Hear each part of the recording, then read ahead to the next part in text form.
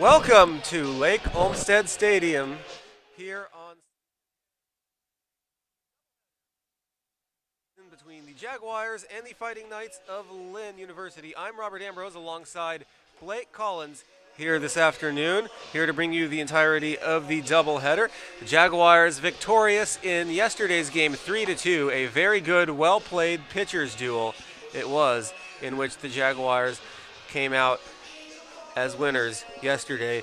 Now, before we get started here in game one of our doubleheader and game two of this three-game season finale series, let's take a look at the starting lineup for the Lynn Fighting Knights. Leading off at second base is Tom Archer, and behind the plate doing the catching and batting second, Joe Argumedo, and the shortstop, Patrick Dorian, hits third, and hitting cleanup and playing in center field, Shane Fontana. Gabriel Martinez hitting right field, batting fifth.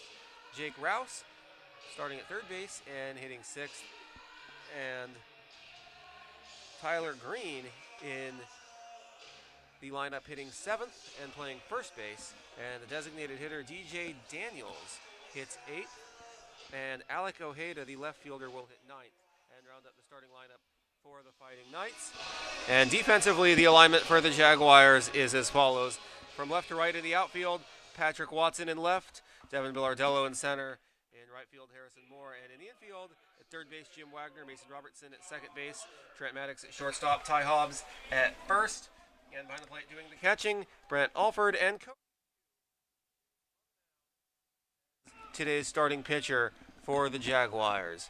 And Pugh's first pitch of the game is a called strike on Tom Archer, and he's ahead in the count, 0-1, and we're underway in game one of our doubleheader here at Lake Olmsted Stadium.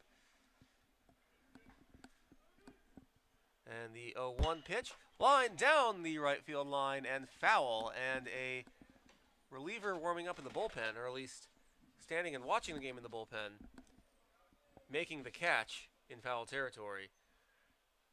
No balls and 2 strikes. One would hope he's not warming up already at this point in the game. Chop foul, third base side. Count remains 1-2 on Archer. Yeah, you just had a quick little rollover right there, and Cody Pugh's quickly and rapidly working to a 2-strike count on the leadoff hitter for Lynn. Pugh has an ERA this season of 6.95. And the 0-2 is also fouled away. He struggled particularly very early on in this season. Was a bullpen pitcher for most of the season. Started his first 2 starts. And his first 2 appearances were starts this season. That's in the air to center field, and that's going to get down for a leadoff base hit, and Tom Archer is aboard to start the game. And that's going to bring up the catcher, Joe Argumedo. Pugh started the season opener on February 2nd against West Georgia, gave up 7 runs off of 6 hits in 3 1/3 innings. The Jaguars dropped the opener 16-2, and then he pitched on February 9th, a week later against Francis Marion, gave up 3 runs off of 6 hits, and from then on became a relief pitcher and made his first start since the 9th of February 1 week ago against Georgia College on April the 21st, gave up 5 runs off of 8 hits in 5 1/3 innings. Pitched very well in that game early on, and then the very good offense at Georgia College figured him out and started to put some runs together and take a big lead.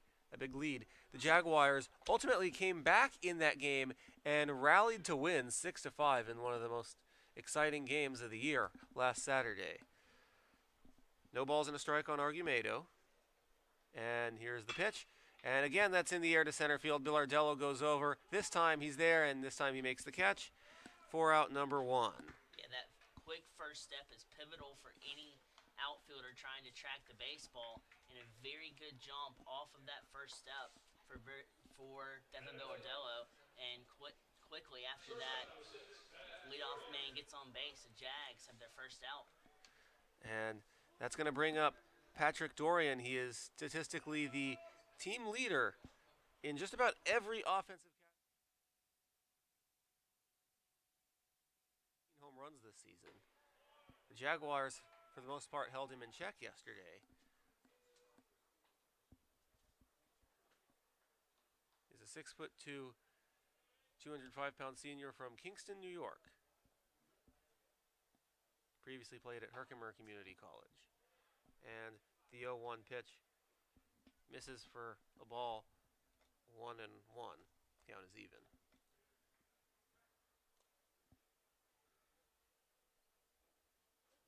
This is Pugh's his fourth start on the mound. He's made 3 previous starts.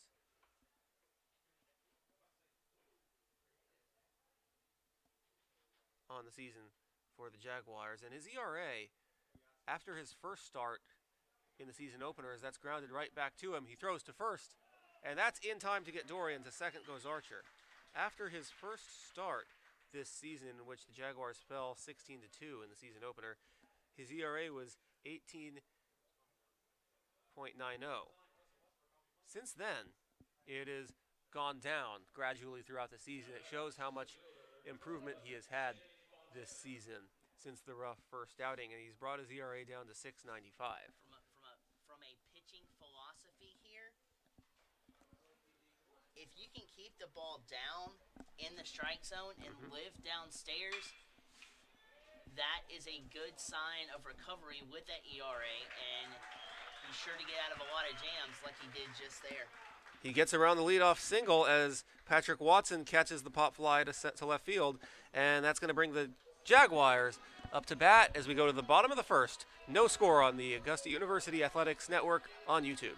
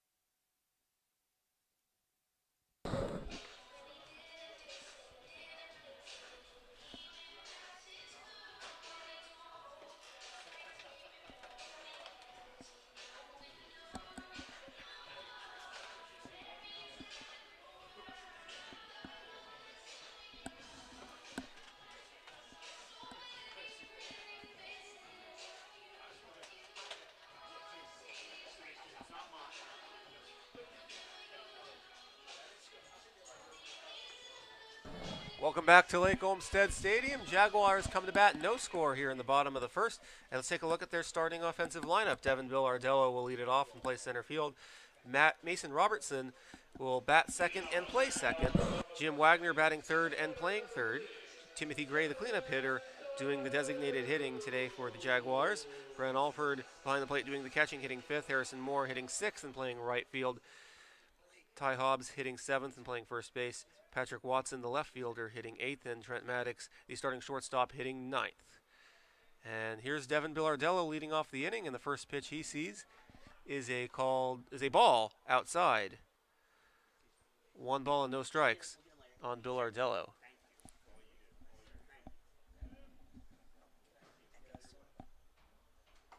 And the 1-0 misses 2 balls and no strikes on Villardello. The starting pitcher for the Fighting Knights is Rigo Beltran. He's a redshirt senior. This is his 13th appearance overall this season.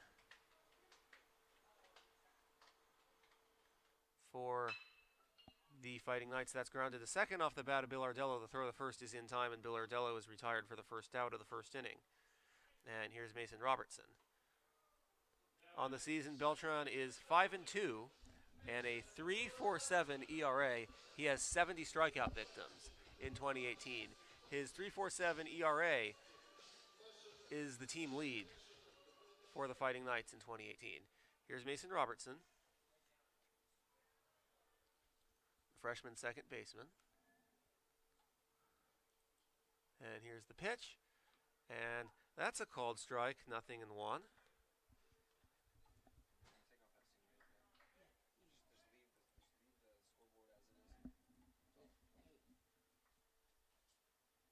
Beautiful afternoon for baseball. It was a beautiful evening yesterday, and the weather has remained beautiful overnight and into this afternoon. A ball and a strike now. Count is even on Robertson. Will be followed by Jim Wagner, who waits on deck. This is game one of a doubleheader between the Jaguars and the Fighting Knights, and this doubleheader will wrap up the 2018 season for the Jaguars.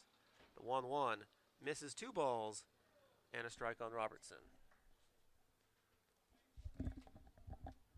Jaguars in their home alternate blue jerseys here today with the logo, the letter A, on the top left corner of their uniforms. Lynn in their road gray with the word Lynn, school name, right across their jerseys. Called strike on Robertson, count 2 balls and 2 strikes. And the 2-2, swung on, chopper to first, and stepping on the bag for out number 2 is Green, and that retires Robertson. 2 up, 2 down here in the bottom of the first. And here's the senior, Jim Wagner, in his first at bat on this senior day doubleheader.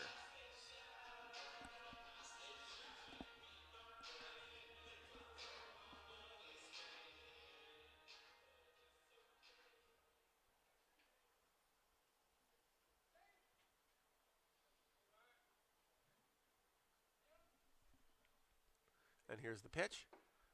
And that misses for a ball to Wagner, 1-0. Wagner with those educated, disciplined eyes, taking the first pitch there. Good start to the at-bat for Jim Wagner. The 1-0 misses 2 balls and no strikes. Wagner hardly ever swings at pitches that wouldn't be called a strike if he took them.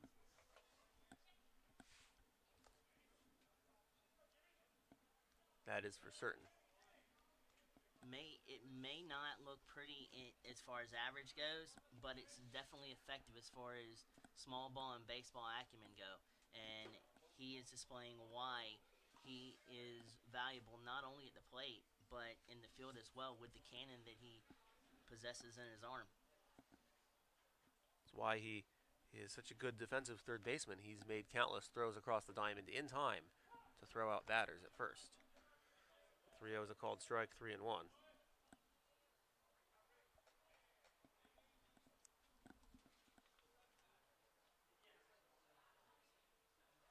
The Fighting Knights are currently on a 9-game losing streak. It was an 8-game losing streak going into this weekend series. It became 9 after the Jaguars' 3-2 victory yesterday. Wagner draws a 5-pitch, 2-out walk. He's on first with 2 outs for the cleanup hitter and designated hitter, Timothy Gray. And what a role Timothy Gray has been on at the plate. He's come up very clutch in the last couple of home games for the Jags. He was crucial in that Payne game to extend that out to a total of 17 runs for Augusta. He's been critical at the plate, and he does just that. It looked like there, but the ball sails foul. The Jaguars defeated Payne in that game 17-3, and that was the beginning of the Jaguars winning 4 out of their last 6 ball games, including 2 out of the last 3. And Gray at the plate, statistically, it might not show, as Wagner's going, the throw down, and a stolen base for Jim Wagner, and he's going to stay at second as the throw gets into the outfield. But Timothy Gray does the ABCs of baseball perfectly. He's only a sophomore, and he's mastered small ball. You want to talk about small ball as well. Not only does Gray have that mastered, but Jim Wagner with an absolute superb ABC baseball play right there, migrating up 90 feet off a stolen base, puts him in great position to score the Jags' first run. He's got a good lead off a second as well, and the 1-2 pitch is swung on and missed by Timothy Gray, and that ends the inning. Wagner is stranded on second. No score as we go to the second here at the Lake. We'll be back.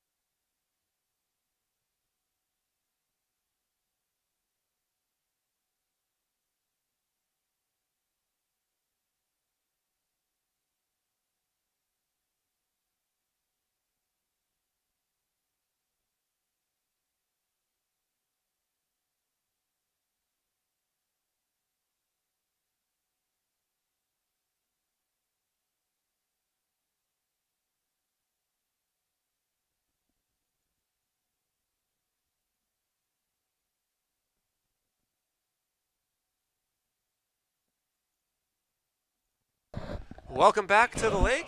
No score. We start the top half of the second inning. Each team with the 5, 6, 7 hitters due up this inning. And for the Fighting Knights, that's Gabriel Martinez, the number 5 hitter, leading it off. He'll be followed by Jake Rouse and Tyler Green.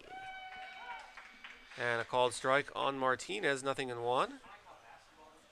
It was the second inning of yesterday's game where the Fighting Knights scored their only 2 runs and had their only 3 hits of the game. Outside of the second inning, they were no hit. It's going to be a tough battle today, though, with Cody Pugh on the mound, with displaying pinpoint accuracy here thus far in the second, with a fastball inside, migrating it on the second pitch to the outside corner, and then coming back trying to expose the inside corner. He's adjusting the eyes horizontally of the Lynn batter at the plate. So look for Cody Pugh to keep delivering on the mound for the Jags, but he's in a great position right now, ahead by 2 strikes. The 0-2. Grounded to short, past the diving Trent Maddox into left field and a leadoff single. And that's the second inning in a row in which the Fighting Knights get a leadoff single to start the inning. That fastball was haunting the inside corner, but it didn't get as much of the corner as Pugh would have liked to. The late movement wasn't there, and it shot over the inside part of the plate to where Lynn just brought their hands in and executed a perfect opposite field approach right there for the single. A perfect execution. And Rouse looks at a called strike, 0-1. Last inning, Pugh got around the leadoff single, retired 3 in a row after that. Good defense helped as he didn't strike out any of them. And now he deals leadoff single to Martinez here in the second. We'll see what happens here. The 0-1 misses a ball and a strike. Count is even on Rouse.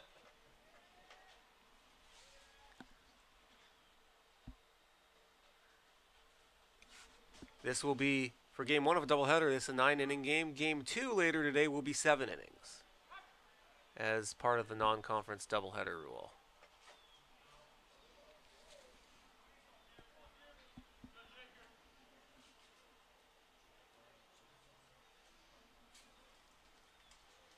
Ball and a strike on Rouse. Runner on first. Nobody out. No score in the top of the second.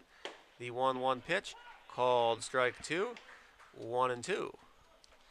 And this is where scouting on the on-deck circle would come into play. You noticed in the last at-bat how Pugh executed inside, then delivered outside. This time he went inside on the very next batter. I'm the batter here. I'm looking away. The 1-2. Swing and a miss. Slider outside. Rouse chased it. He's down on strikes. That's Pugh's first strikeout victim of this game. And that's going to bring up Tyler Green. He was not in the lineup yesterday. And this is the first at-bat of the series for the 6'6", 240-pound redshirt senior from Williamsville, New York. He has big Division I experience. He is a transfer from a recent national champion, Vanderbilt. It's a very good squad up there in Tennessee. Absolutely. In the air to right field, catch is made by Harrison Moore. That's out number 2. And the hitters that don't lead off an inning for the Fighting Knights so far in this game, 0 for 5. And here's the designated hitter, DJ Daniels, who is also making his first at-bat of the series. He was not in the starting lineup yesterday, and he, like Green, also has Division I experience. He's a transfer from Oregon State University. Also a recent national champion and participant in last year's College World Series.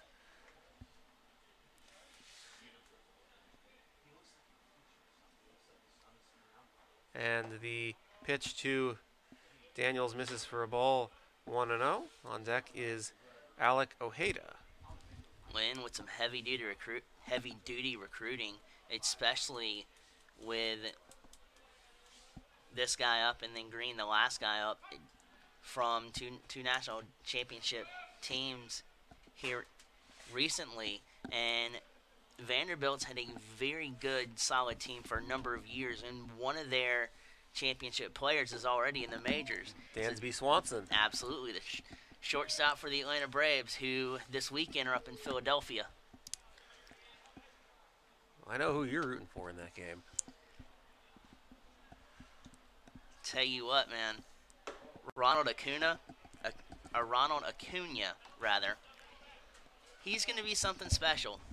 Whether you are a Braves fan or just a baseball fan in general, you want to talk about a 5-tool player, Ronald Acuna can display all the 5 tools you would want in a baseball player, and the aggressive base running that he's instilled as well in only his 3rd or 4th game in the majors right now is something to watch as well. One of the Braves' recent call-ups, and I believe he's one of your top prospects, from what you're getting at? He was actually their number 1 prospect, number 2 nationally behind Shohei Ohtani, and the majors has classified Shohei Ohtani as a Japanese Babe Ruth. And rightfully so. I mean, he does it both ways. He's a pitcher, and he's also a very good hitter, which is something we haven't seen. Runners going, and the 3-2 pitch is fouled away. Haven't seen it that effectively in the majors since Babe Ruth. So it's another one to keep your eye on out in Los Angeles. He can pitch, he can hit, he can do it all. As right now, with that name change, the Anaheim Angels of Los Angeles, they're about 40 miles apart. And called strike 3, and Daniels strikes out after getting ahead in the count 3-0. Pugh battles back and strikes him out, and that ends the inning. No score as we go to the bottom of the second here at the Lake. We'll be back.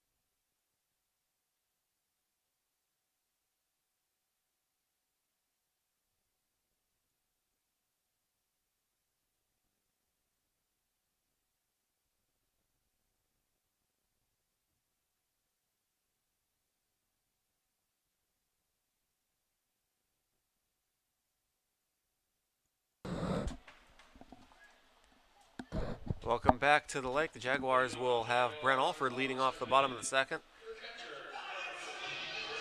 Still, home plate has not been stepped on once in this game as of yet. And the catcher, Brent Alford, looks to do something about that for the Jaguars here this inning. And he looks at a called strike. 0-1 on Alford. Be followed by Harrison Moore, and then Ty Hobbs and Patrick Watson, if any of them can reach. The 0-1 misses outside, 1 ball and 1 strike.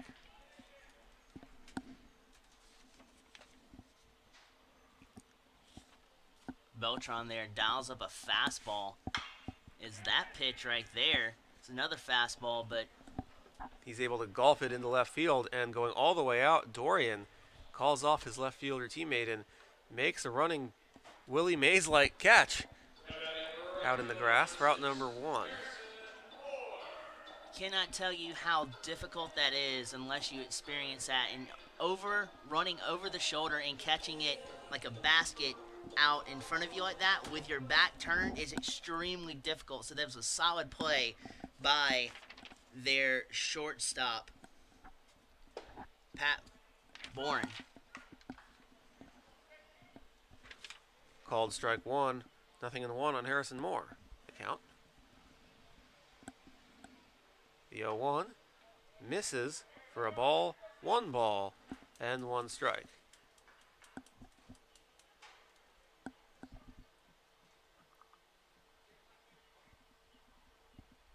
And the 1-1, and that also misses. Inside it was a breaking ball, and it curved a little too far in for ball 2, 2 balls and 1 strike on Harrison Moore.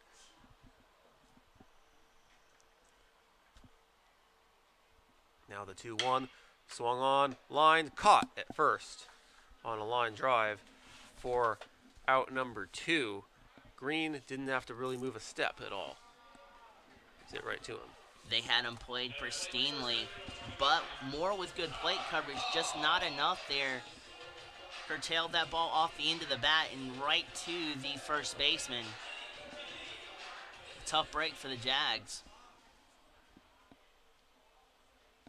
Extremely tough break.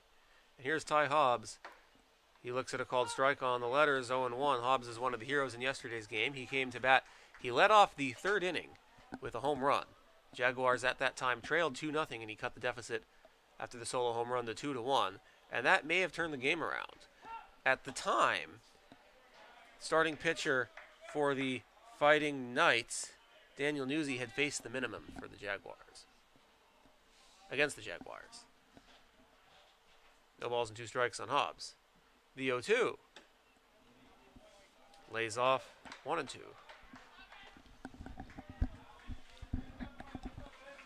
Hobbs displaying some really good vision right there, laying off another tough pitch. He's trying to navigate back in and even count 2 balls and 2 strikes. 1-2, called strike 3, and that ends the inning. Jaguars set down in order, still no score as we go to the 3rd here at the lake. We'll be back.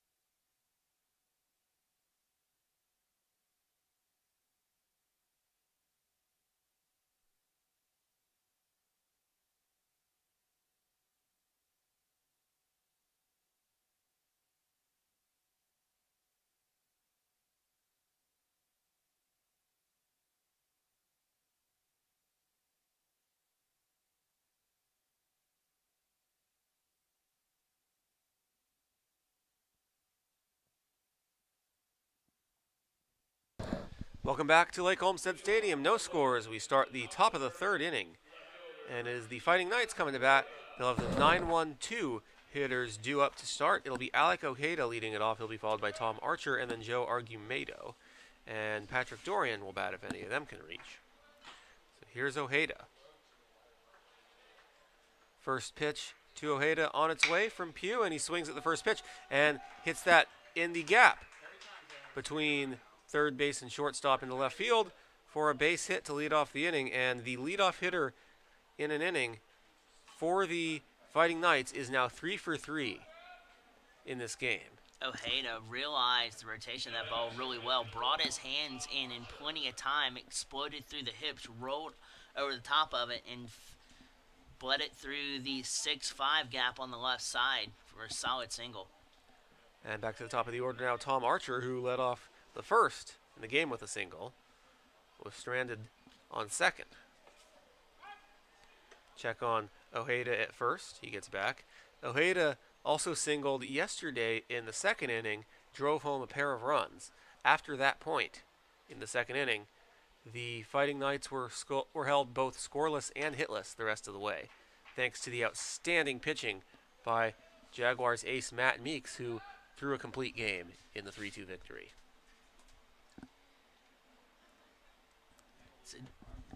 You can't ask for more from a starter. Not only does it show and display that he has it in the tank to go the distance in a complete game, but it also saves the bullpen, especially for a doubleheader here today. The 0-1 misses for a ball, 1 ball, and 1 strike.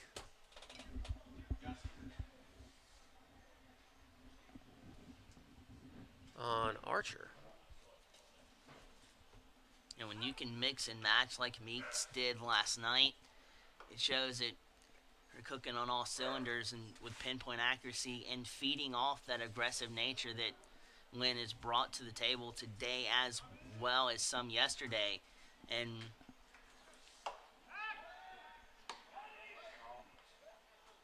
see a pickoff throw there from Alford. Made it a lot closer than what it looked like with that cannon behind home plate. 2 balls and 1 strike is the count on Archer after the snap throw.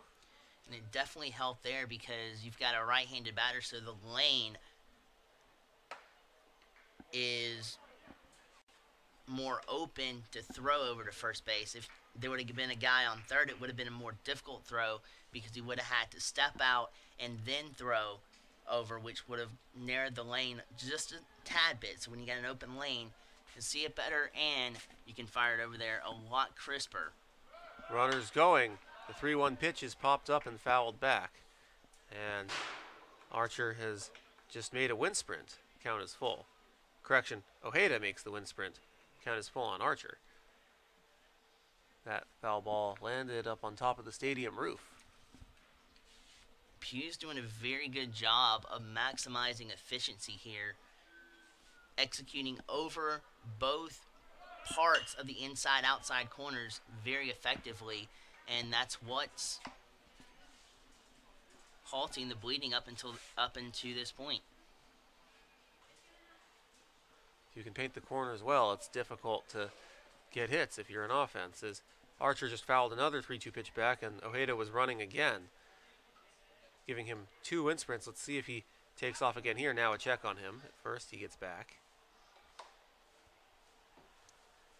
The Fighting Knights on the bases, they really like to fake steal a lot. They take a fake step towards second to try and bait this opposing pitcher into a balk, and you see it again there.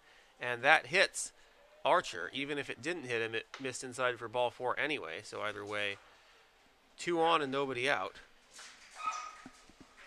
And that's perspective of them getting very good leads off of the opposing pitcher. And with Pugh concentrating more on the hitter and not paying that close attention to what was then a runner on first base, you can get a pretty good sizable lead out there. 3.5 to maybe 4 steps, and then that extra fake step to second will give you, if you decide to take off, about a 4.5 step lead, to where the timing on that, depending on the speed, will be well in favor of the Fighting Knights for Steele's attempt in this game. Here's Argumedo. He pulls back after showing a bunt. It's the ball 1-0. That's going to bring Alford out to the mound to talk things over with Pugh.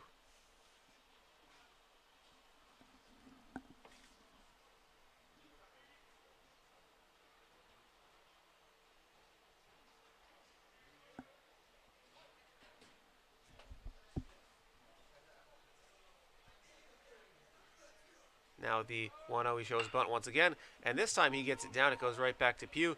Pugh's only throws to first, and he gets there in time.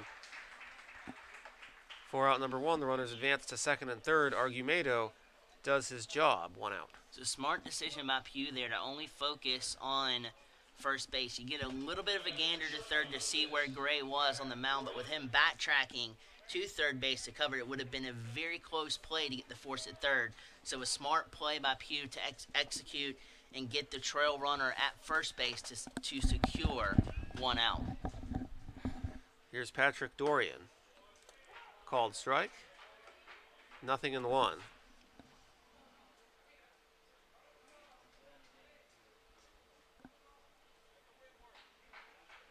Infield in for the Jaguars in the corners. The 0-1 misses, 1 ball and 1 strike.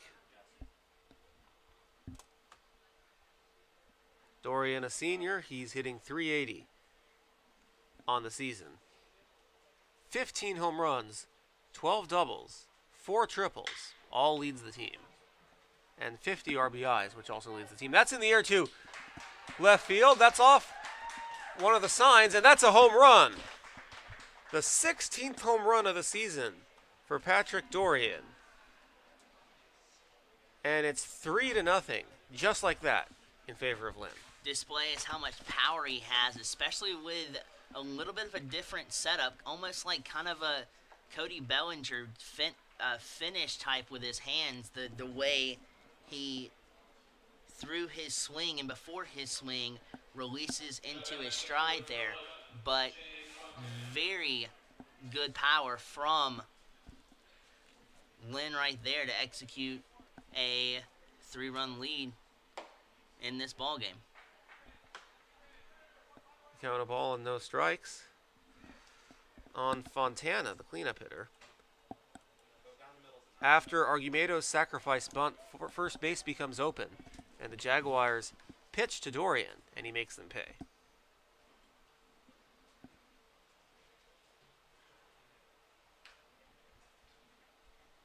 And 2 balls and no strikes is the count on the Fighting Knights cleanup hitter. Chris Howell's on his way out to the dugout to have a little chat with Pugh, who's ran into trouble here this inning.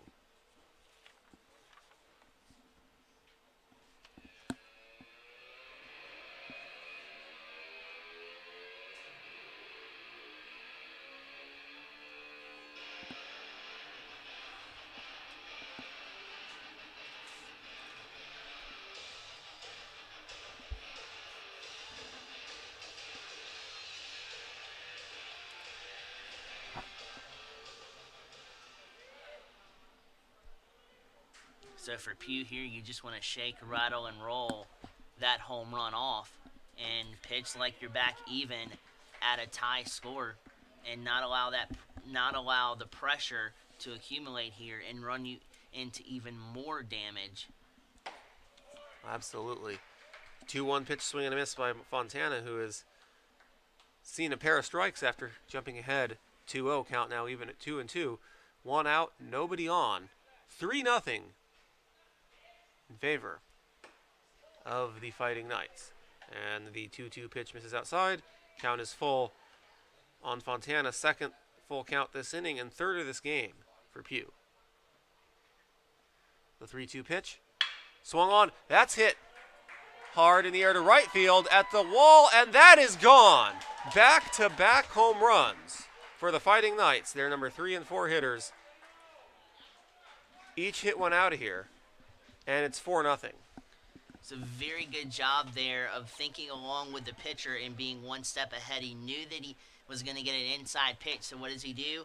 Feast his eyes on the inside corner, knowing he's going to bring his hands in and with a smooth stroke, strokes it out of here. A very good piece of hitting by the Fighting Knights cleanup man.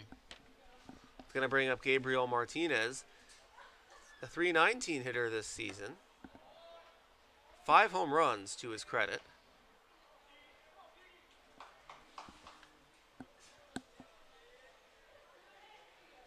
A ball and no strikes on Martinez. The 0-1-0. Called strike. 1-1. And it's definitely a big blow to Pugh, who battled back against Fontana for a full count to see Fontana hit it out here. Now he has to regroup and refocus with a new batter. 2 balls and a strike on Martinez. The bullpen starting to get busy for the Jaguars as they found themselves in a 4-0 hole.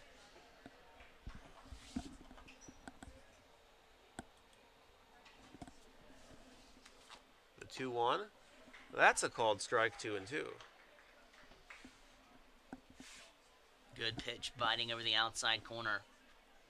Froze Gabriel Martinez in his tracks. And that's grounded to first, and Pugh's going to step on the bag, receiving the toss from Hobbs. That's a very important second out, and that's going to bring up Jake Rouse.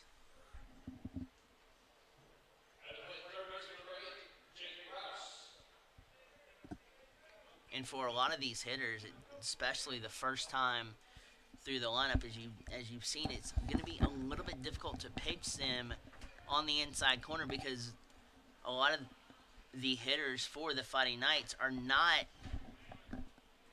close to the plate in the batter's box. They're standing about middle, if you're looking at it horizontally, from the plate back to the right line of the batter's box. They're standing in about the middle of the right-hander's batter's box, which is allowing them more space to get into and put good aluminum on inside pitches that you would normally see the Jags exploiting very consistently. But today, it's just not very effective thus far, especially this inning with the 4-run inning that we've seen captured by 2 home runs. And the 1-2 misses 2 balls, 2 strikes on Rouse.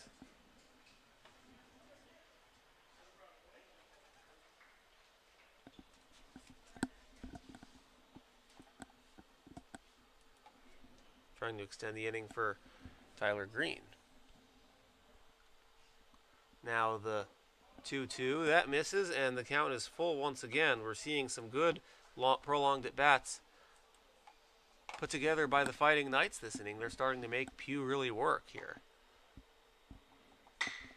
And that's grounded to short. Maddox is right there. He fields it. He throws to first, and that's in time for the out, and that'll end the inning, but not before the Fighting Knights score 4 runs as a result of back-to-back home runs.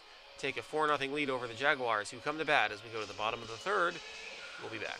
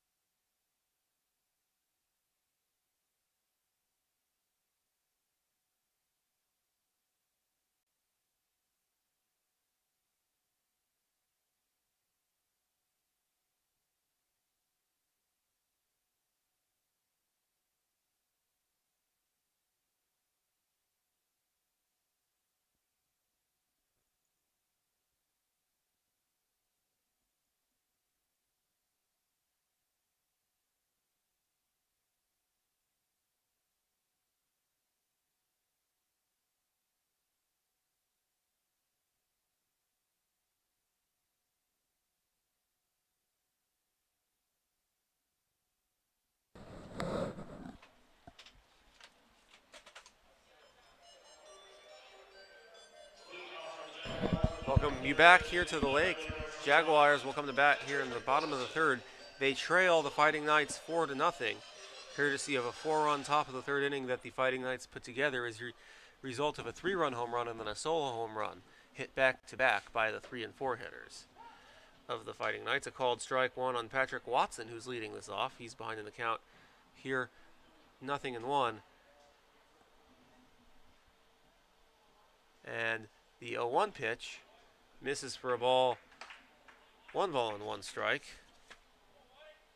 against Rigo Beltran. Starting pitcher for the Fighting Knights, who suddenly has quite a bit of breathing room after the big top of the third inning. 2 balls and a strike now the count on Watson. He's followed by Trent Maddox, and then the top of the order in Devin Billardello. 8-9-1 due up. Watson with kind of the similar approach to Ty Hobbs with a patient at bat here to start off the inning, is looking to try to get the leadoff man aboard here for the Jags in hopes that they can start chipping away at this 4-run deficit.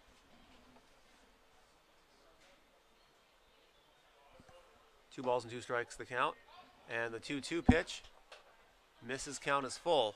There was an appeal on a check swing. Watson did not go. The pitch was outside. Full count. Good job to check his swing, because that breaking pitch started to die at the last split second, and usually when you see it like that, Watson thought he just saw ball 4. Instead, it's a called strike 3, and he has to go back to the dugout instead of first base. That's out number 1. Here's Trent Maddox. in that type of scenario, it's a little bit difficult to take because you want to try to get something started, especially, even though we're only in the third inning, you want to kind of be able to chip away at it, but an extremely tough pitch to take already sets the Jags behind here with 1 out on the board for the Fighting Knights. Called strike 1 on Maddox, 0-1.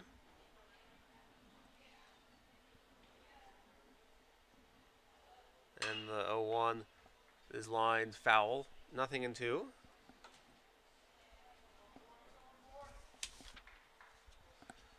In between games here today, as part of a doubleheader, we will have a very special Senior Day ceremony. And we'll bring all the action of that to you right here on the Augusta University Athletics Network on YouTube. Grounded to first, and Maddox is retired as Green steps on the bag for out number 2. So we hope you all stay tuned for the short time in between the games and check out the very special Senior Day ceremony we will have. Have about 10 seniors participating in this ceremony in between the second and third games today. It's going to be a heartfelt day for the Jags in all type of different aspects in terms of seeing the seniors leave. Some that have been here for the period of all 4 years, some that have transferred in from other places, but it's going to be a very, very emotional day on the diamond in these 2 games. Ball and a strike on Billardello. 0-for-1 in this game. Jaguars still looking for their first hit. They've had 1 base runner, and Jim Wagner, who drew a 2-out walk back in the first, and then stole second. It's been a phenomenal battery work so far for the Fighting Knights. Grounded to second, throw to first. Is that in time? It is. Billardello is retired on an outstanding defensive play by the Fighting Knights to get Billardello with his speed. Score remains 4-0. We go to the 4th here at the Lake. We'll be back.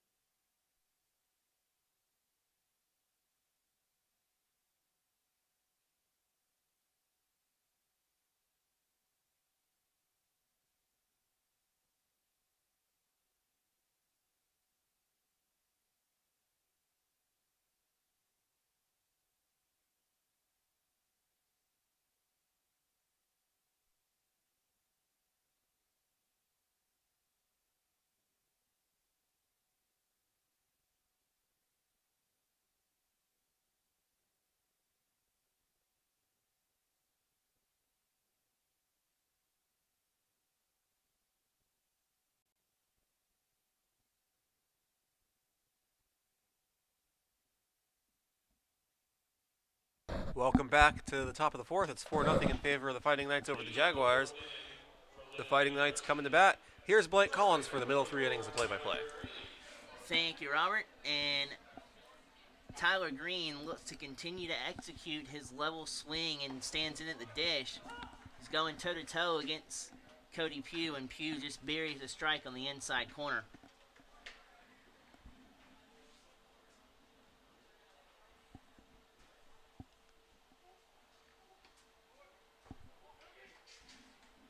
As that pitch ventures outside of the strike zone. A little bit of late movement on that fastball from Pugh, but it doesn't do any harm as that travels to the backstop.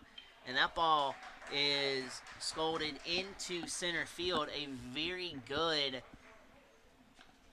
adjustment there from Green, seeing that ball inside, choking up a little bit, and scorching that into center field. And the offense of the Fighting Knights continues to roll as in all 4 innings so far in this game. Their leadoff hitter has singled. And it continues here in the 4th. That brings up DJ Daniels to continue this damage that they're bringing up to the plate and in this game, as Daniels takes a ball on the outside, just squeezes barely outside the strike zone.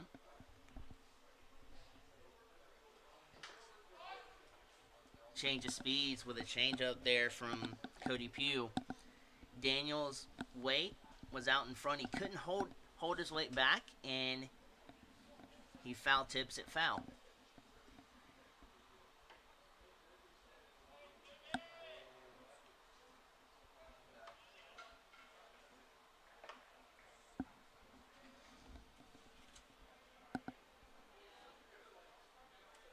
You would think in this type of scenario with Pugh the right-hander and Daniels the left-hander, the pitching batter matchup would favor Daniels in the left-handed batter's box, being able to see the rotation at a better angle when the ball is released. And he golfs that one into center field. The wind's helping carry that deeper than Bill Ordello expected. He corrals the first out for the Jags.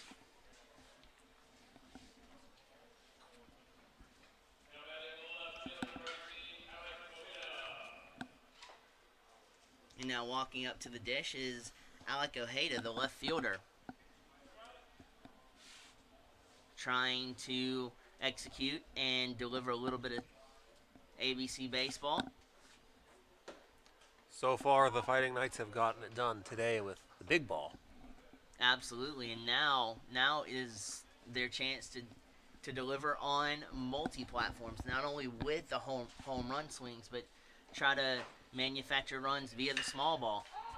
And they can't do it as that ball is skied into center field. Bill Ordello with a chance again puts the clamp down on the second out. And 2 quick fly ball outs here from the arm of Cody Pugh to this Flying Knight lineup.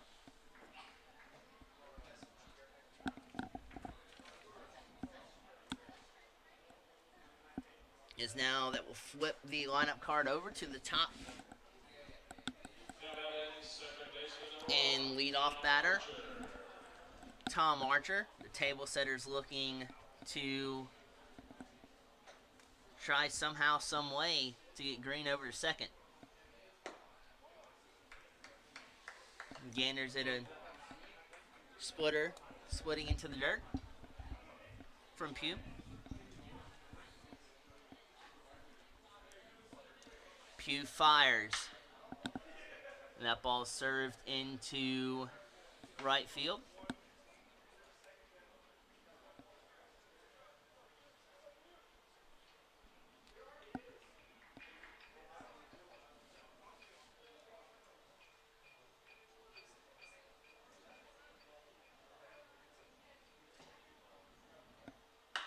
Pugh wheels and deals this time. Jam shot on Archer.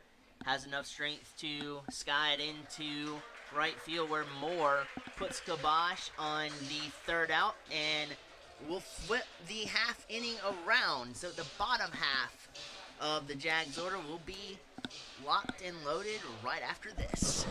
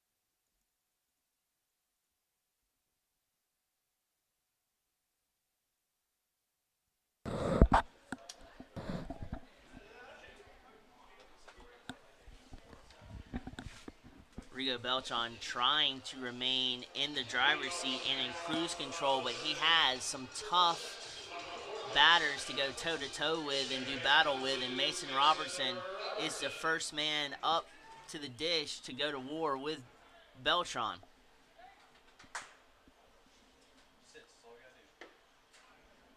Slider slides over the heart of the plate. Strike number one.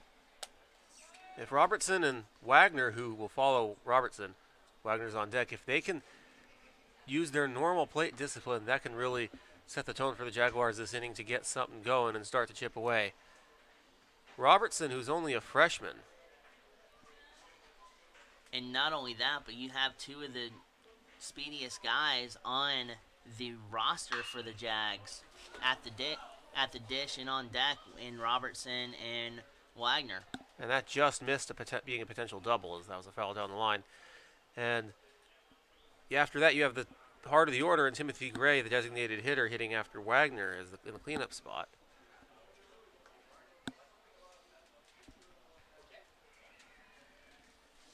So Robertson looking to continue to piece together great at-bats like he's done over the past couple of games. And he's really making Beltran work as he fouls off another pitch that it looks like it's staying in the yard here at Lake Olmsted Stadium for the first out here in the bottom half of the fourth. I initially thought that had enough carry to it to venture into the stands, but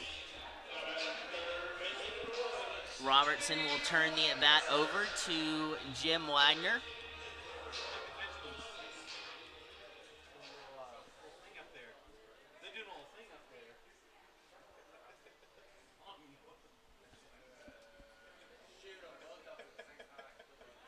And Beltran fires to the dish, paints the black on the outside corner.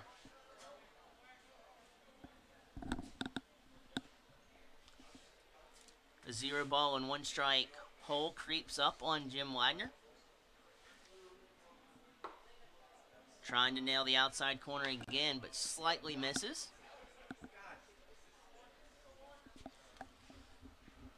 To deadlock the count at 1 ball and 1 strike. The Unos are taken off the board with a 2nd strike. Still have an Uno in the ball and out category, however. Absolutely. Although in the strike category, it became a number 2. Yep. So you got 2 Unos and 1 Deuces are wild. And an Uno in the batter number. Absolutely. Wagner wears number 1. As he soft serves a single into left field. A great disposition at the plate by Wagner, realizing that the pitch was, that it escaped the arm of Beltran, was heading outside, lengthened his bat a little bit, stayed behind it, driving the hands through the baseball and escorting that into left field. Talk about the discipline to get the bat in the perfect position and control where he hits the ball. Wagner has great control over where the ball travels after he makes contact, and he's able to get it into left field for a base hit like that. And that's an attribute to also knowing the strike zone in and out. We talk about his discipline all the time, but he's a very good wherewithal and understanding of what's going to be called a strike and what's going to be called a ball, and where that 17 inches wraps around the plate. Absolutely. So now, Gray stands in with a chance to migrate Wagner over to second base, as Beltran is trying to keep the ball down so they can get a ground ball double play. But the discipline of the Jags is counteracting that, and it's forcing Beltran to get the ball up as he's already down 2 balls and no strikes. Fastball sailing high on him. So Gray, the very disciplined at bat, has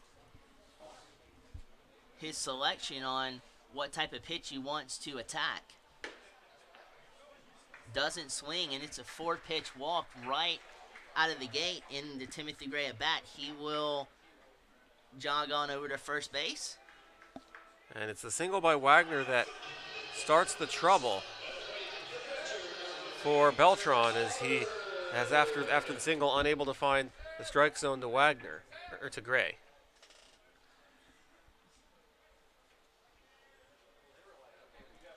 First time this game the Jaguars put on multiple base runners. And only the second time they've had a runner in scoring position is Wagner last time stole second base, and that was the last time that the Jags had a threat 180 feet away from home plate, as the first pitch from Beltran scoots out of the strike zone, so it's a 1-ball and no strike affair.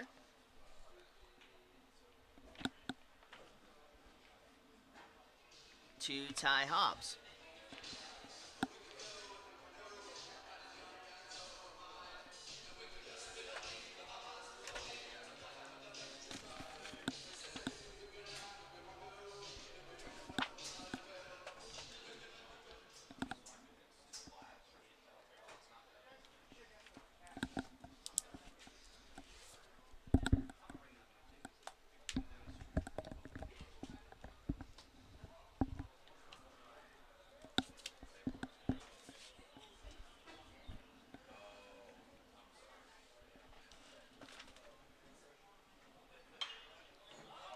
Beltran gets a pop out on Alford's bat after he looks to expose that huge gap over in right center field. 2 down in a non-productive out from Brent Alford. You don't see that very often from the veteran catcher, as the baton and the bat is handed off to Harrison Moore. That was an infield fly rule in effect there, with runners in first and second and less than 2 outs.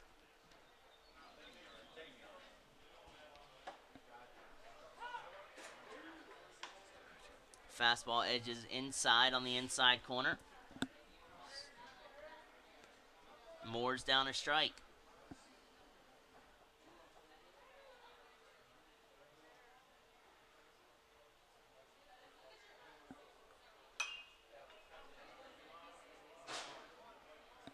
Trying to time up that fastball.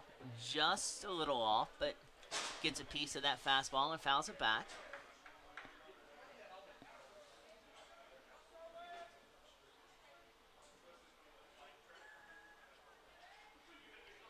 You see Moore kind of tilting his bat back and off his shoulders, more of a timing mechanism to time up pitches.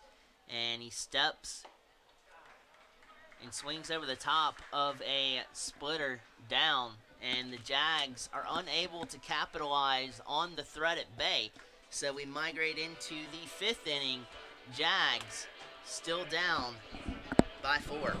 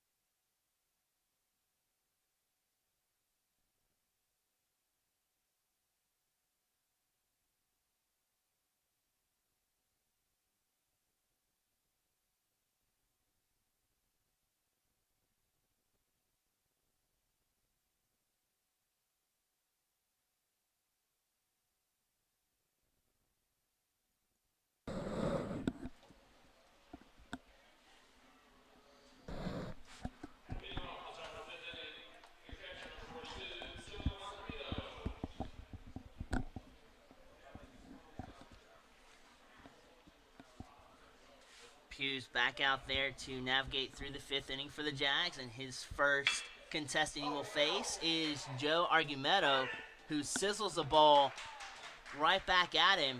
Tried to barehand it, but thankfully it didn't get much of the hand from Pugh. And that's got to be painful. It may have hit his bare hand, as he got his gloved hand out of the way of that one. He's okay, though. That's not where, especially from a pitcher standpoint, you want to see the ball attack any part of the body part if you're a pitcher, because if it gets your hand like that and puts you out, it could cause some serious jeopardy. But thank goodness he's still on the mound, and Pugh's ready to work back, and he gobbles up the first strike.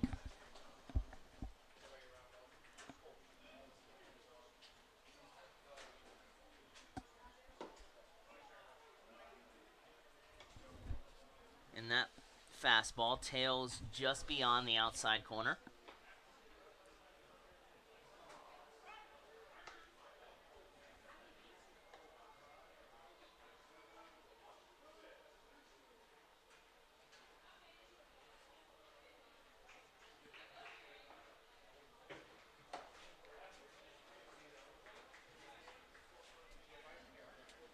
Two and one now after a high fastball.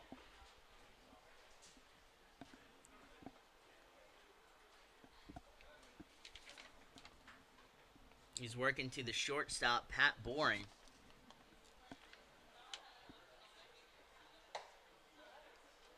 Did he go on the check swing?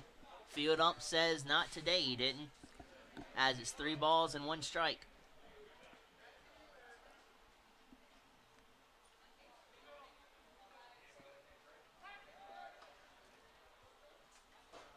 You have Argumedo scampering back to first.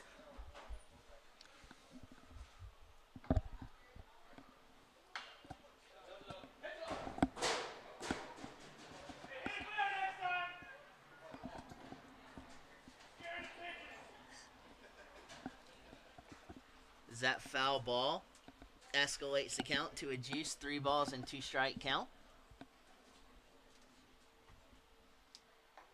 Payoff pitch ensues. Cannot connect on the outside corner, so a 6-pitch walk is ushered in by the Flying Knights. So Boren, not necessarily the way he wanted to escort Argumento over to second, but a walk will do just that as well. So now they have a threat brewing with Argumento 180 feet away from the plate, and the cleanup man and center fielder, Shane Fontana, is occupying home plate, looking to swing away. He's got a bunt sign on, and he delivers a gorgeous bunt where Gray, firing over to first base, collects the first out. Very good read off the bunt by Timothy Gray there. Pounces on it, charges it, transfers it cleanly, and then fires a bullet over to first base. And the sacrifice bunt is something that the Fighting Knights have done perfectly in this game. Second time they've advanced runners from first and second to second and third with less than 2 outs in a situation like this. The last time that happened was 2 innings ago, and they followed with back-to-back home runs.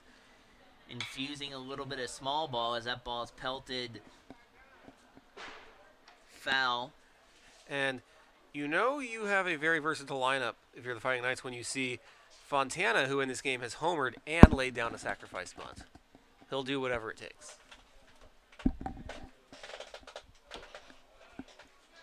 As that fastball misses upstairs, and you're right, from just a baseball acumen perspective, doing everything, putting a charge into the baseball, and then dropping down a bunt like we saw. It's a very good player, as that does usher across the 5th run of the game for Lynn off a ground ball to second. So back-to-back sacrifices for back-to-back productive outs leads to another run scored. Small ball puts constant pressure on the opposing defense, and it's working to fruition. They go from big ball to small ball in 2 innings. For the Flying Knights.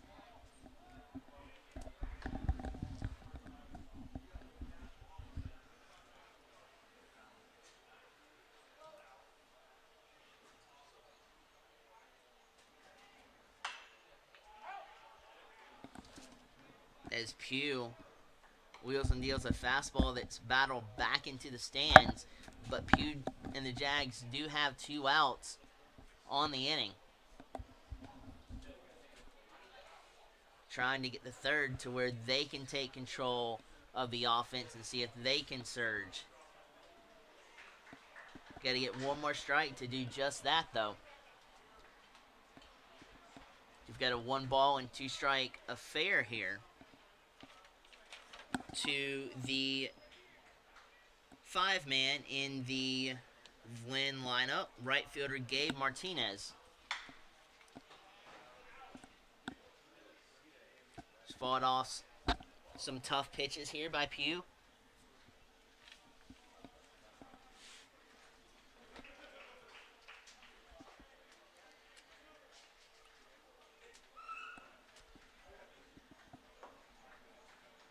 Good stop there by Alford.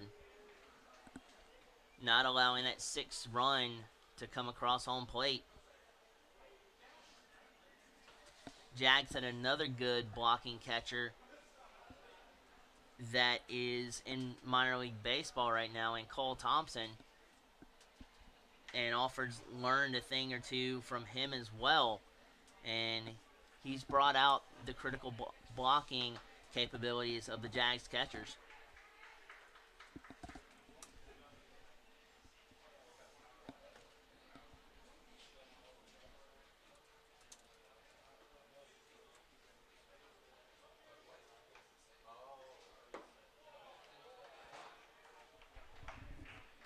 Tried to frame that pitch and drop a changeup low in the strike zone, just a wee tad too low, as it's a full count, 3 balls and 2 strikes.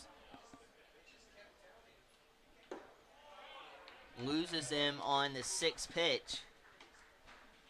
And now the bright side here for the Jags is you do have a force at second and first, whichever play is the shorter route. Cole Thompson played part of the 2017 season with both the Hillsborough Hops of the Northwestern League and the Kane County Cougars of the Midwest League last season.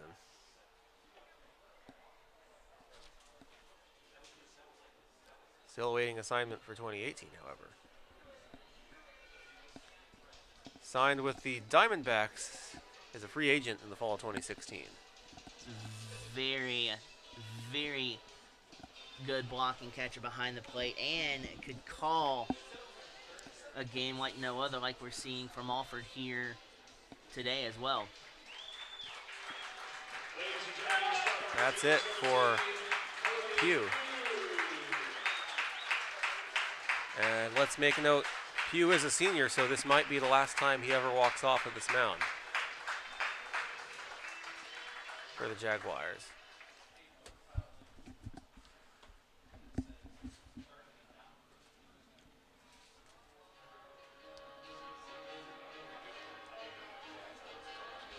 So we'll be back with the details on the new pitcher right after this.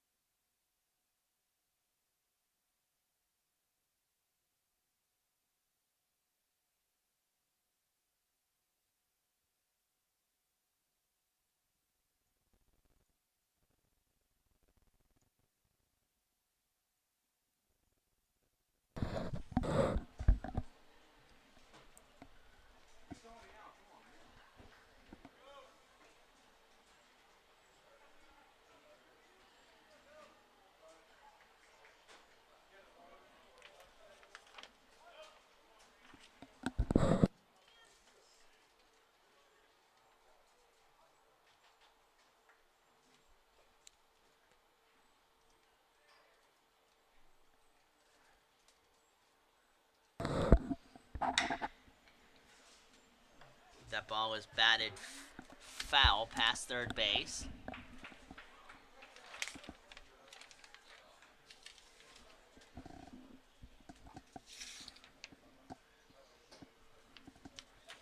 You've got another senior, this time in bullpen relief work in Sam Goerdon in for the Jags. Gordon, one of the 10 seniors for the Jaguars, as Blake mentioned earlier. He's winless this year, but a 6.29 ERA.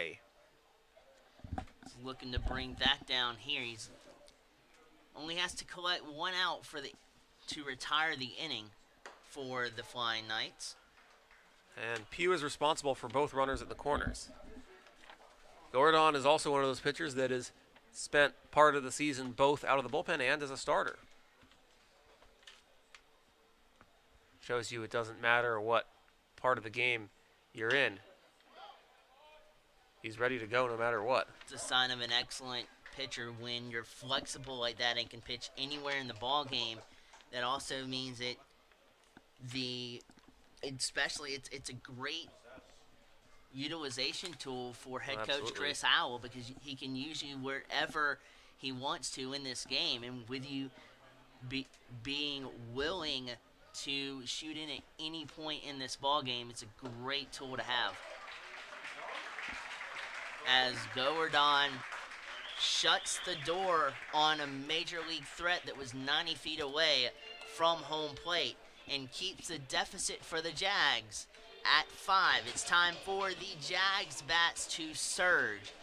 Can they do it? The only way to find out is to stick around.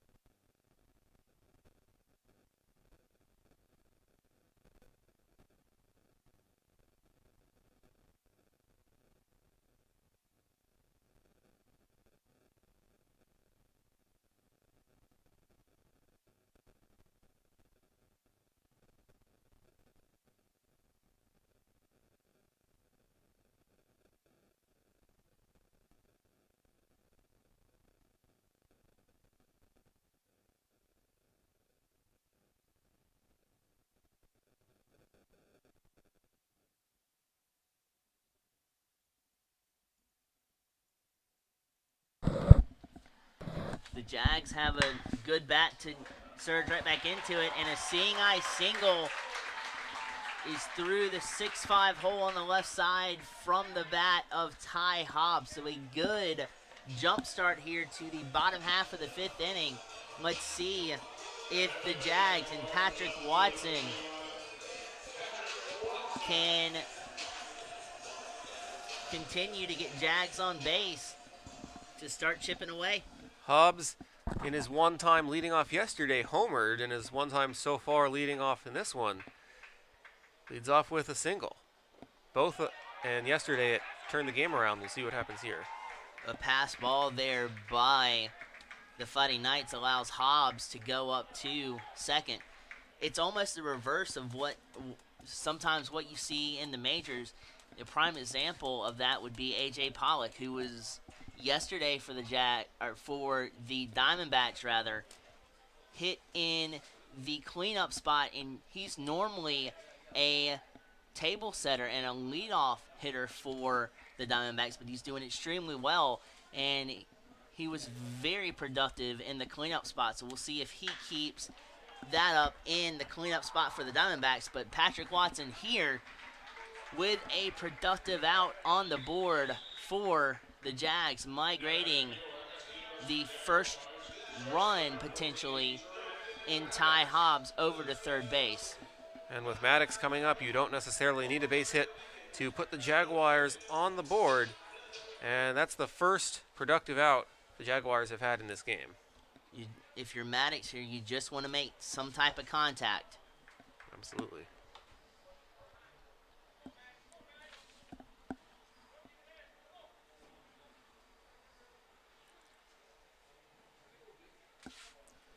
It is a lefty-on-lefty matchup, though, so it does kind of favor the pitcher in Beltran.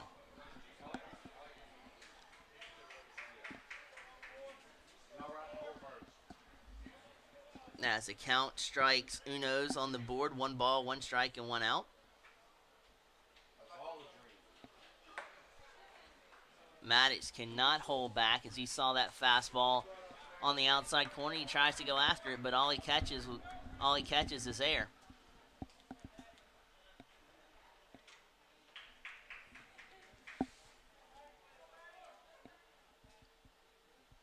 He's in a one-strike predicament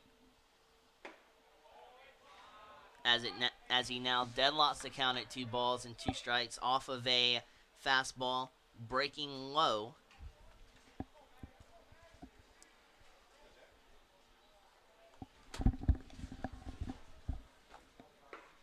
Beltran trying to establish the outside corner, but not quite efficient in that department this half inning.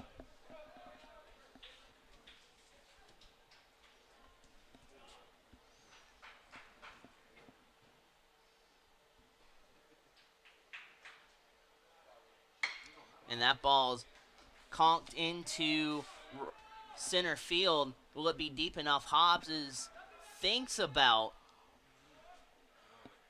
Probably wise to hold up and not test the arm of Fontana, who made a good throw home there. Absolutely, that was hit just a little too shallow, and Hobbs thought about it, but did not take the bait.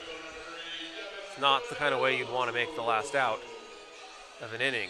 Absolutely, especially with one of your best hitters up at the dish right now in the table setter, Devin Billardello. Billardello has hit a lot of singles recently, and a single here will end the shutout.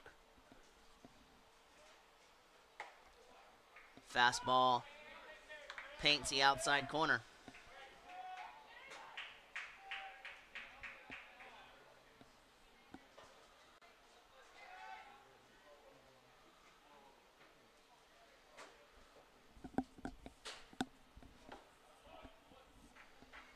Splitter that time, splitting at the last split second.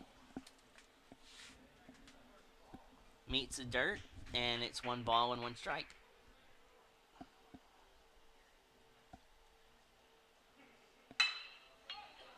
Devin makes very good contact with it, but 3 chances for the center fielder and 3 outs on the board. So Jags have a man 90 feet away, but can not quite scratch across their first run.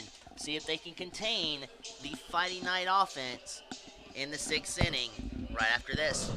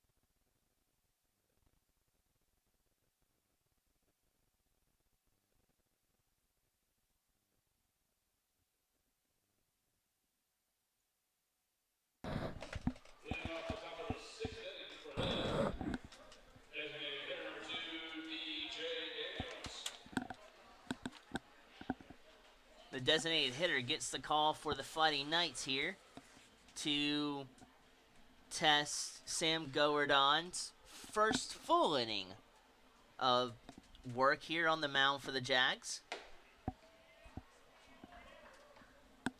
Gowardon struck out Tyler Green to end the 5th inning, stranding runners in the corners.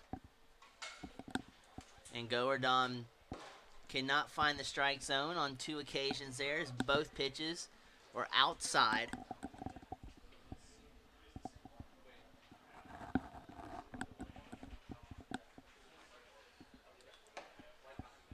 This time does soar over the outside corner.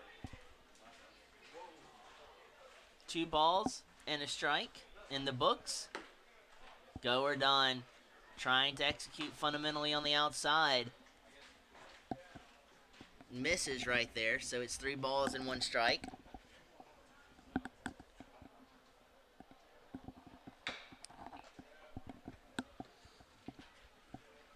And that ball is punched into the ground, foul by Daniels.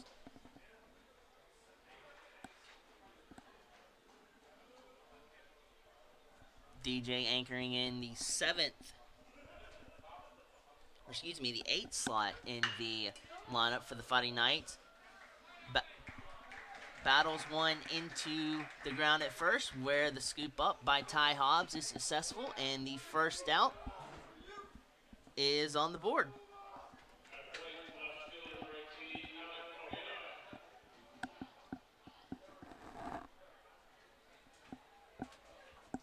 Due up at the plate is Alec Ojeda.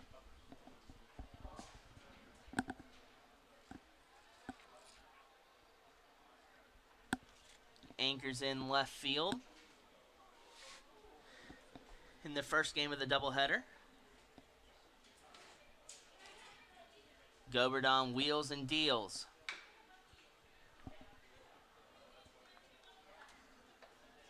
Fastball touches the outside corner, but the quick bat of Ojeda catches up with it and punches that ball foul off to the left. And that ball is scorched into center field. Villardello scoops it up, and Ojeda, with pretty good speed, occupies first base for the Fighting Knights. Ojeda with his second single of the game. His last single was when he led off the 3rd inning, and that set the tone for a big inning for the Fighting Knights as he scored on the 3-run home run by Dorian, which ended the scoreless tie.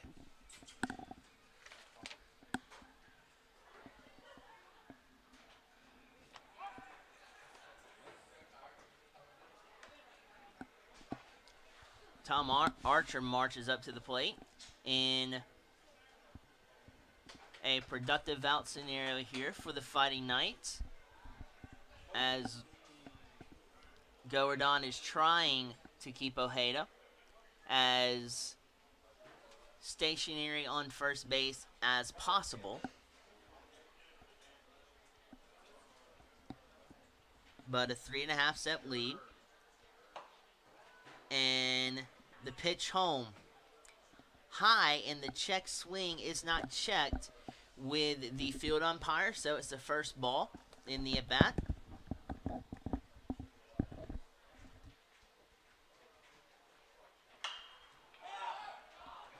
And that ball was skied in foul territory up the first base line, and the clamp is put down on by Ty Hobbs, the second out here in the 6th inning is on the scoreboard.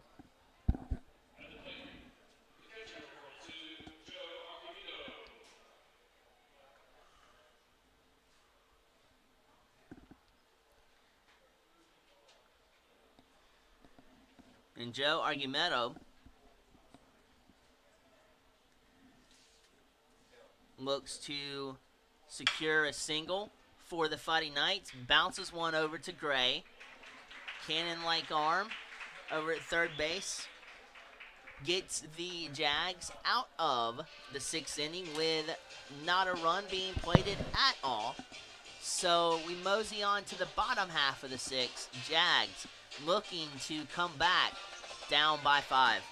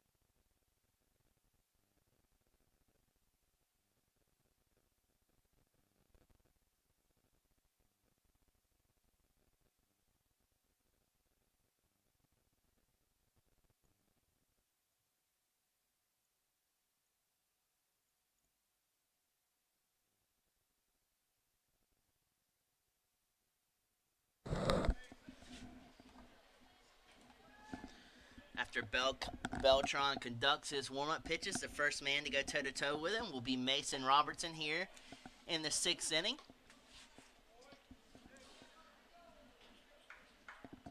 And he cannot induce a strike. So Mason Robertson is in good shape, ahead of the count by a ball.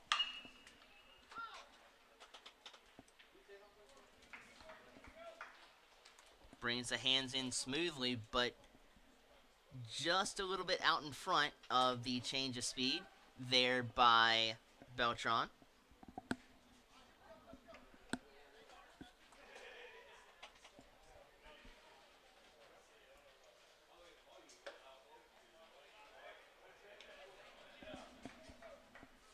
Beltran tries to cinch in a strike. He fails to do so. That ball inches high and tight.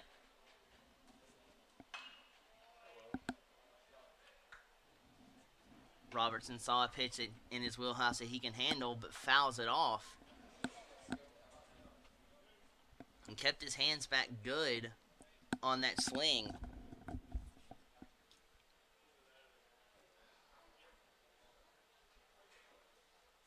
As Robertson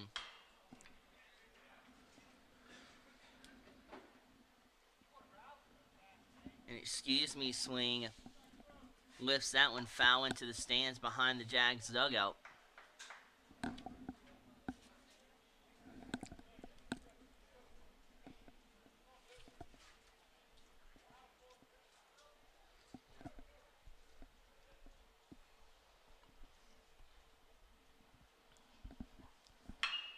Robertson pelts a ball into right field, just in front of the roaming right fielder, Gabe Martinez, and the Jags have their table setter in the 6th inning on the base paths and looking to conduct havoc and try to put pressure on Rigo Beltran. You do have speed with Robertson over at first base.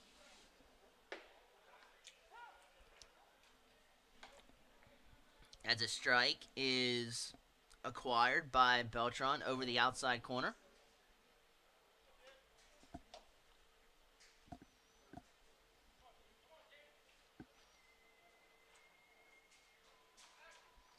Robertson inches back in to first base before the tag is applied.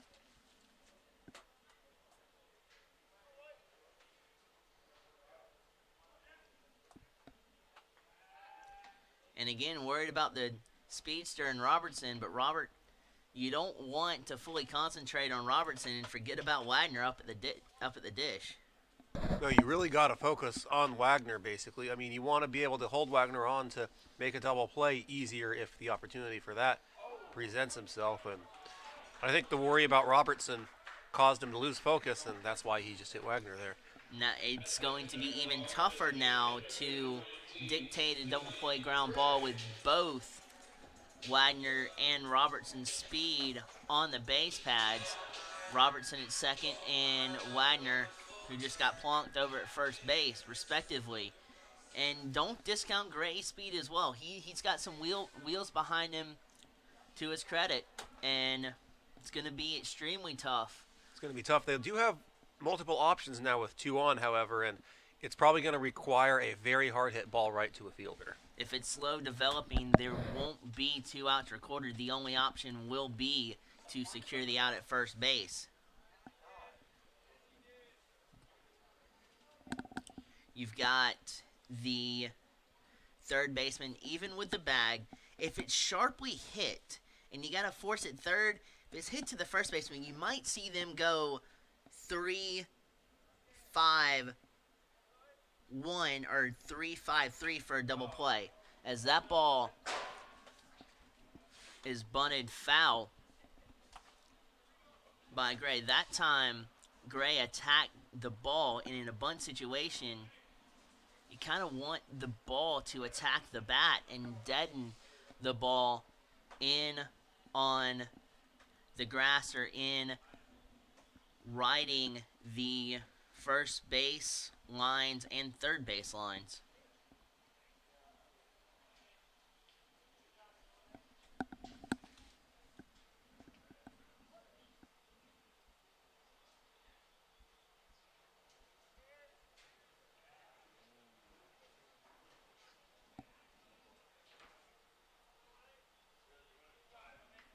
Step off attempt, and Robertson's back into second.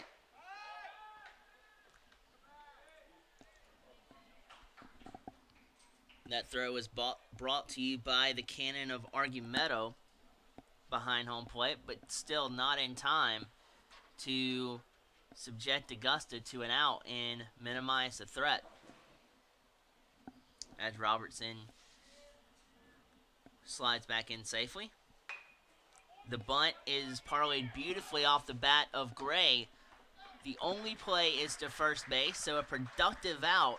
Scoots over Robertson to third, and also Wagner up to second. And Robert, this is huge because it means that if Alford can get a single, 2 runs will likely come across the dish here for Augusta. And that's exactly why Gray wanted to lay down a bunt. And he really wasn't worried that they had the first baseman totally creeping and expecting the bunt. He's like, you know what? I'm going to lay it down anyway and get these runners over to open the door for Alford to get this opportunity. He's a very diligent and disciplined hitter, is Alford. He will attack a baseball when he sees it in his wheelhouse. But he does have very disciplined eyes as well at the plate, but that time he swings right through a changeup that dies out of the middle of the strike zone and ventures to the lower part of the strike zone. A good pitch to try to attack. You rarely see an off-speed pitch, the first pitch of the at-bat, which is a smart pitching strategy from Rigo Beltran to try to execute, and he did wonderfully right there. That was also a good stop by Argumento to get in front of that one and keep the runners where they are.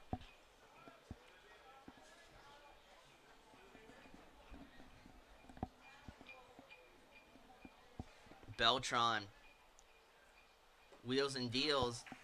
Another off-speed pitch. It looked like he took a little bit off of that splitter that time, and Alford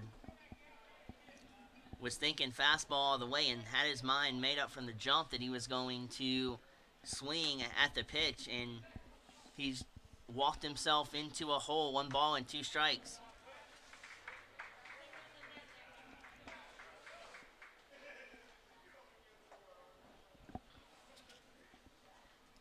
The protection mode for Brent Alford is amplified to try to battle back in the count. High fastball negates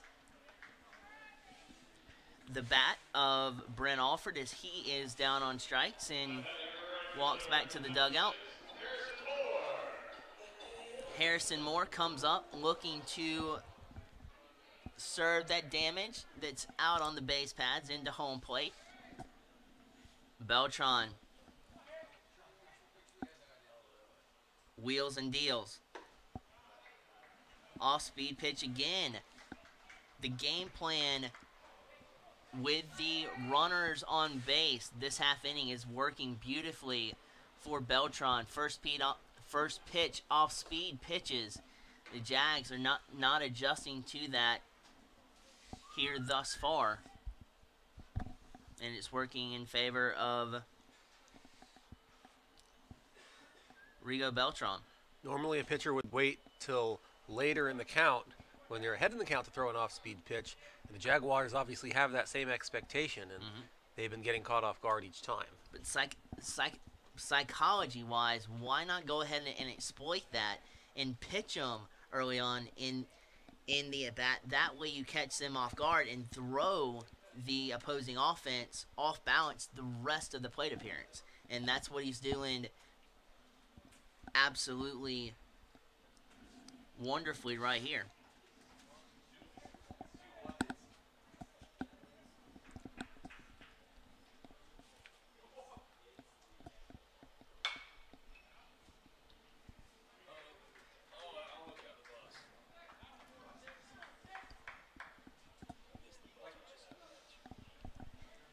And Harrison Moore almost dents the Lynn bus out in the parking lot. That'll anger the opponent quite a lot if he does that. And if it bleeds into breaking a window pane or a window on the bus, not only would the whole team be a little bit mad about that, but the bus driver would as well. Absolutely. Lynn going straight home tonight after the doubleheader.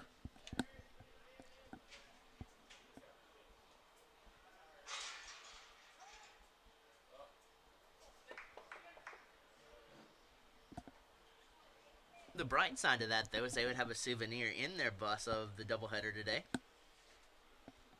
If that were to happen. Is. It absolutely is. Moore having a pristine at bat here at the dish for the Jags. Might be able to use the game ball for a later game. Absolutely. Combating Beltran and fouling off several pitches here, not going down without a fight. And a critical 2-run juncture here for the Jags to stretch across these 2 runs on the base pads.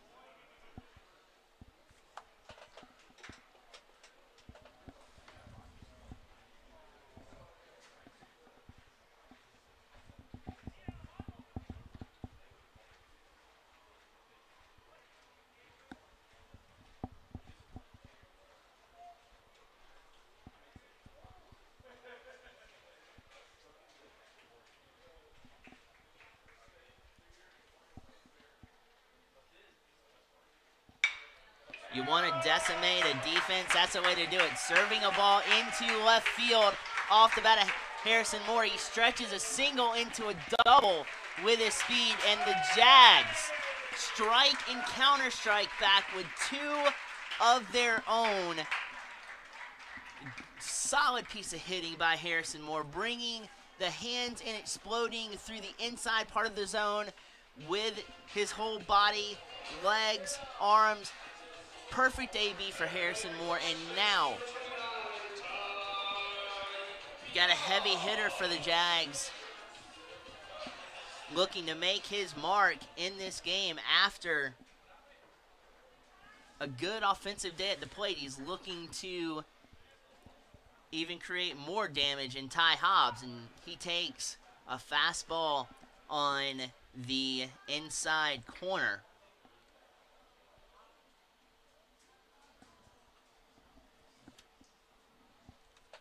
And let's see if Moore's double here puts a jolt into this Jags offense to continue to creep back up on this deficit that they're facing. There are 2 outs. Hobbs singled an inning ago to lead off the 5th. Was stranded on 3rd. Looking to keep up the hot hitting.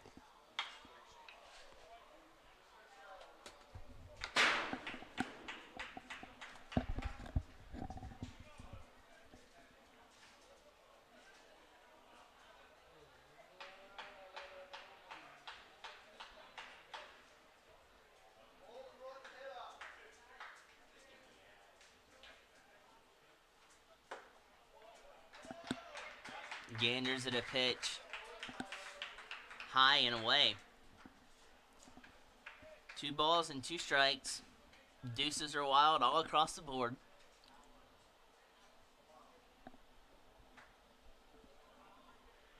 As my broadcast partner would say. And the deuces quickly turn into strike number 3 as Ty Hobbs heading back to the dugout, but the Jags do counter-strike and muscle up for 2 runs off of a double from Harrison Moore. You've got to be able to contain the Fighting Knights bats. Can they do it as we head into the final leg of this game in the 7th inning? The score is now 5-2.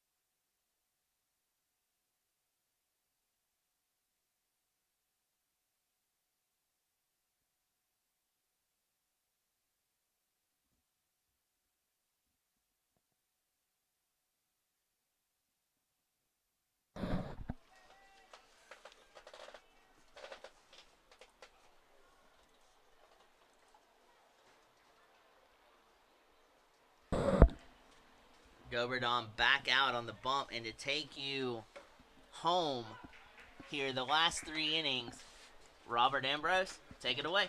Thank you, Blake. Jaguars now trail at 5-2. Here is the Fighting Knights coming to bat here in the 7th. A ball and a strike on Dorian, who set the tone early on when he hit a big 3-run home run to break the scoreless tie. And that put the Fighting Knights up 3-0. And that was followed by Shane Fontana hitting a solo home run as they homered back-to-back, which made it 4-0, just like that in the 3rd inning. The Fighting Knights added a run back in the 5th inning as well to make it 5-0, and then the Jaguars scored 2 to inch a little closer last inning. That's where we stand now. It's 5-2. 2 balls and 2 strikes on Patrick Dorian. And I've talked quite a lot about how much value Dorian has to the starting offense of the Fighting Knights. He leads them in just about every statistical category. He also has amazing plate discipline this season. He has drawn 23 walks, which also leads the team, and throw to first on the ground out in time for out number 1. That time he had an inside fastball that ran up on Dorian, and he could not escort his hands inside the baseball fast enough. He got behind the baseball, and just an excuse-me swing, tapped it back over to Goberdon, who puts the finishing touches on the first out here in the 7th inning. And a ball outside to Fontana, 1-0. Sam Goberdon back on the hill for the Jaguars. He struck out Tyler Green with runners at the corners and 2 outs to end the 5th inning when he inherited a little jam and pitched a scoreless 6th. He's back on the hill for the 7th. The ball and a strike. And here's the pitch to Fontana. That's a called strike. It's 1-2. Fontana will be followed by Gabe Martinez. Fontana homered on a 3-2 pitch back in the 3rd. And that's in the gap in left center field. That's down for a hit. And Fontana is aboard. It's a good approach there by Fontana. Not wanting to do too much with that baseball, just opposite field, fisting it out into left field. Just what the doctor ordered for the Fighting Knights to try to put some cushion between them and the Jaguars, only up by 3. So it's a critical insurance run at first base. But if you're Govardon here, you want to try to keep the ball down, or at least keep it down enough to where Martinez can beat it into the ground, and you'll have yourself a double play opportunity. But for Martinez, it's going to be tough, but you want to try to be able to lay off some of these low pitches that will be coming to you and try to, somewhere in this at-bat, elevate the baseball and then berate the baseball when it comes there and see what you can do with it.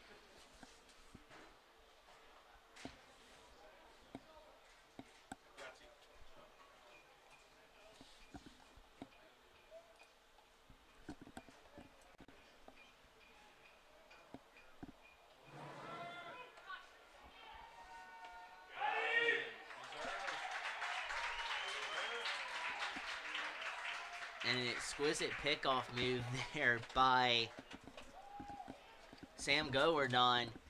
He had Fontana leaning over on the lead foot, and as soon as Govardon released the baseball, Fontana took off, and they had Fontana dead to rights from Govardon's arm to Hobbs's arm over to Maddox's glove. They acquired the second out. And Govardon did not hesitate at all. He took off straight to second. Didn't even consider going back to first. And he almost beat it out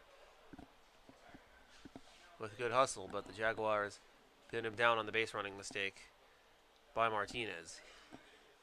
Correction by Fontana. Martinez is at the plate now, behind in the count 1-2. And 1 for 3 in this game. let's not discount, too, how accurate of a throw that was from Ty Hobbs in that situation. With that much pressure on him, it is difficult to try to make an accurate throw to lay down a strike and get that out with so much riding on that second out. And Martinez is down on strikes, and just like that, that ends the inning. Let's see if the Jaguars can build on what they did in the bottom of the 6th. They come to bat in the bottom of the 7th. After this, time to stretch here at the lake. We'll be back.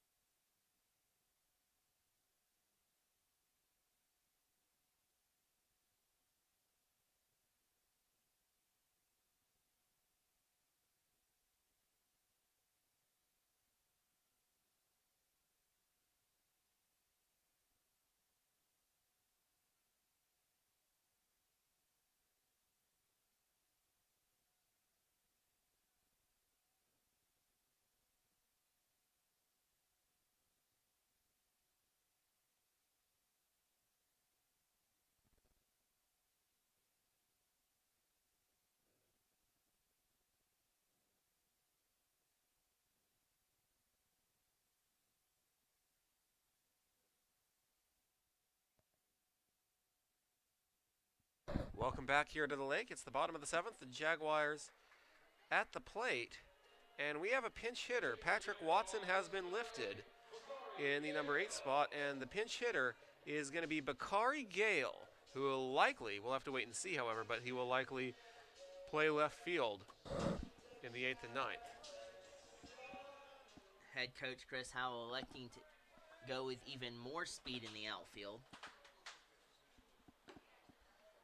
Understandably so. With Bakari Gale, and also don't let Gale at the plate fool you. He has not only that electric speed, but a very powerful bat in his presence as well at the plate. He was instrumental in a comeback win earlier in the year off of not a comeback win, but he was instrumental in coming back in a game, tying the game up off a grand slam.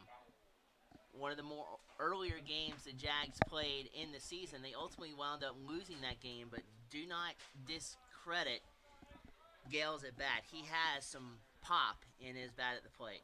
That's another reason to put him in a game in a situation like this, is pop is exactly what the Jaguars need down 3 runs here in the 7th. And the 1-2 misses. 2-2.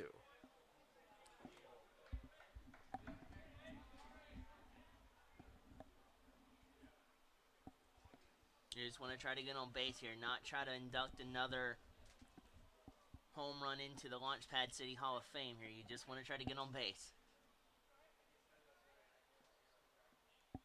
The 2-2 pitch chops one foul again, and you got to do whatever it takes to do that here. Oh, absolutely. And with the wind kind of at bay right now, you'll be able to see the true strength that the batters possess at the plate. It's not enough to carry any ball that's hit into the outfield. The 2-2 fouled back to the screen once again, and a good at bat for Gale, as he was definitely ready to swing that bat these last 6.5 innings.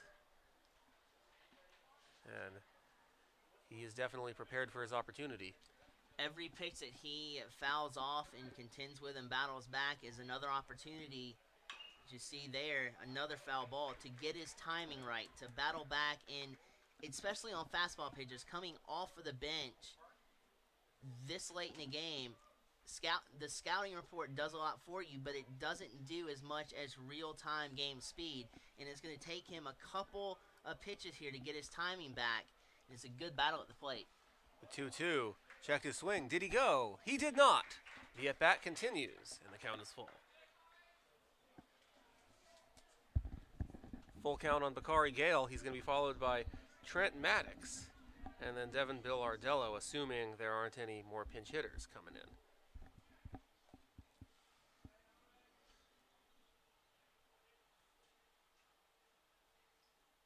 The payoff pitch on its way. And he fouls another one into the parking lot, and we have several fans checking to see if the ball, just making sure the ball didn't come anywhere near where their vehicle parked.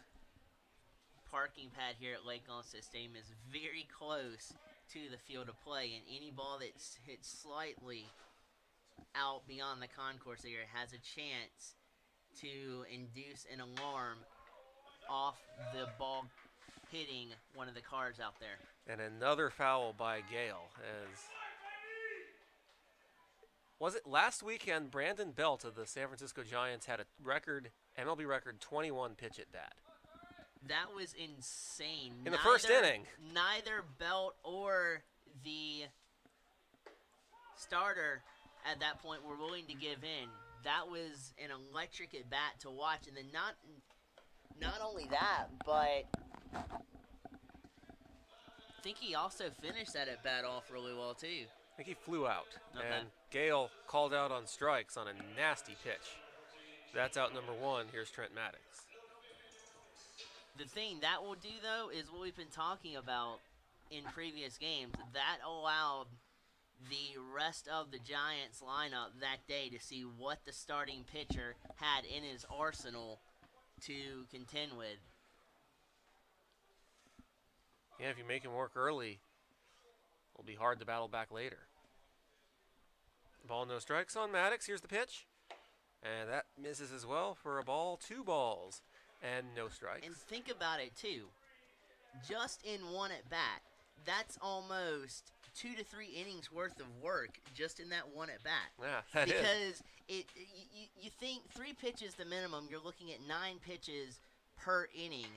That's if you work 3 strikeouts. Now, if you get a swing on the first pitch of each at bat, that's 3. But if you're working to a strikeout, that's 9 pitches per inning. That's 2 plus right there of work just in one batter.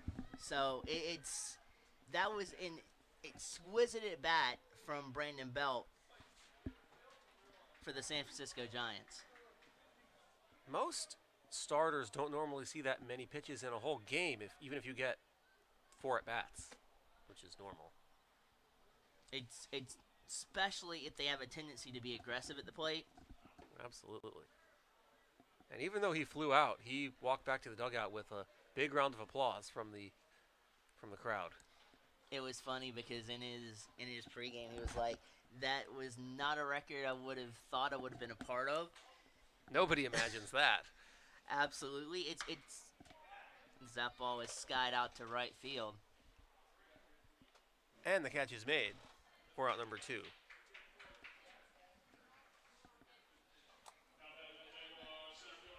So we've had, in the majors thus far, we've had rainouts galore, and then a 21 It's been an historic 2018 season. pitch at bat. It has been. We're still not even a month left in the season, still in the month of April. It has been electric up until this point. And not only that, but there's been a lot more one-run ball games this year than at this point last year, which shows you how much pitching has dominated some of the games. A lot of parity, too. Absolutely. Ball and a strike on Bill Ardello, trying to get on base and extend the inning for the Jaguars. Mason Robertson on deck.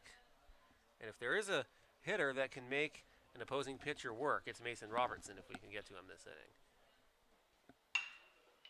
Grounded to short. Throw the first. In time. Jaguars set down in order. They still trail it 5-2. We go to the 8th at the Lake. We'll be back.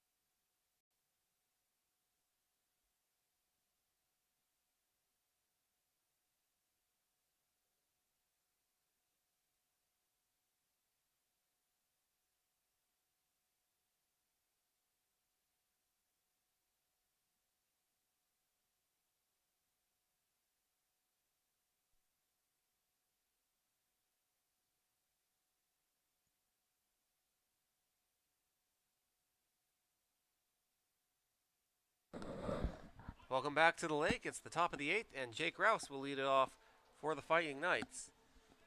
Be followed by Tyler Green, and then DJ Daniels. Ball and no strikes is now the count on Rouse. He is 0 for 2. He has walked, struck out, and grounded out in this game so far. 2 straight pitches that Green has decided to just observe at the plate with not taking the bat off his shoulders. One worked out for him, and the first pitch was outside. This one broke back over the outside corner. The 1-1. Line to left field. That's down for a base hit on a high hop, and Bakari Gale fields it on the high hop, who is staying in the game after pinch hitting in the bottom of the 7th. He's in left field now, replacing Watson. And Rouse on base for the second time in this game with his first hit of the night. Leadoff single. And boy, the leadoff hitters for the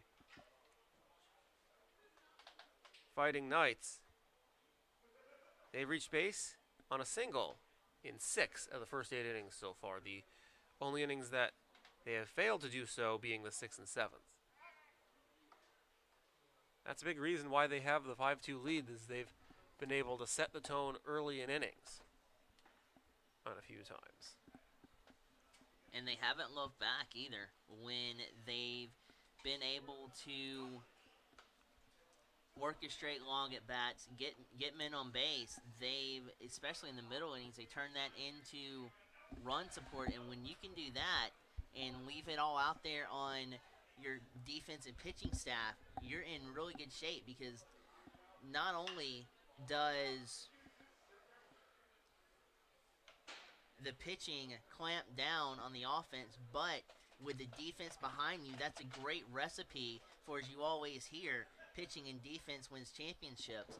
That is a great recipe for success for the Fighting Knights.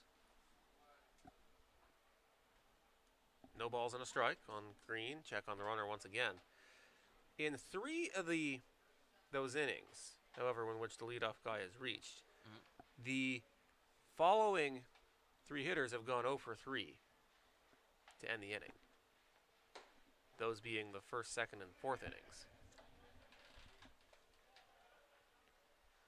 A ball and a strike on Green. Followed by the DH, DJ Daniels, and then Alec Ojeda, barring a double play ball.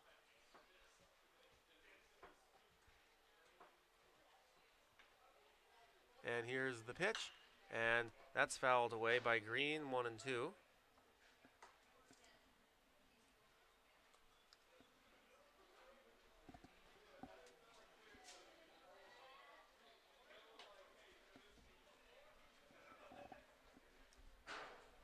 A little bit more windy than it was yesterday, as there was absolutely no wind whatsoever yesterday. The flag in center field did not move at all the entire day. But it's been having a busy day out in center field so far today with the way the wind has been. It's been a very pleasant wind, however, on this beautiful weekend in the CSRA. 2 balls, 2 strikes on Green, runner on first. Nobody out here in the 8th. Jaguars trying to keep it at 3 runs. That's lined in the center, and that's a base hit. And Rouse will hold at second. 2 on with nobody out for DJ Daniels. Rouse with very good aluminum on that pitch, just sent it blasting back out into center field, where the Jags left the pitch. Didn't try to do too much with it, just sent it back home up into center field, and they now have a threat looming here, this time with nobody out.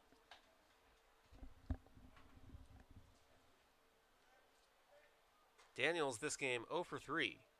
Strikeout, fly out, and ground out.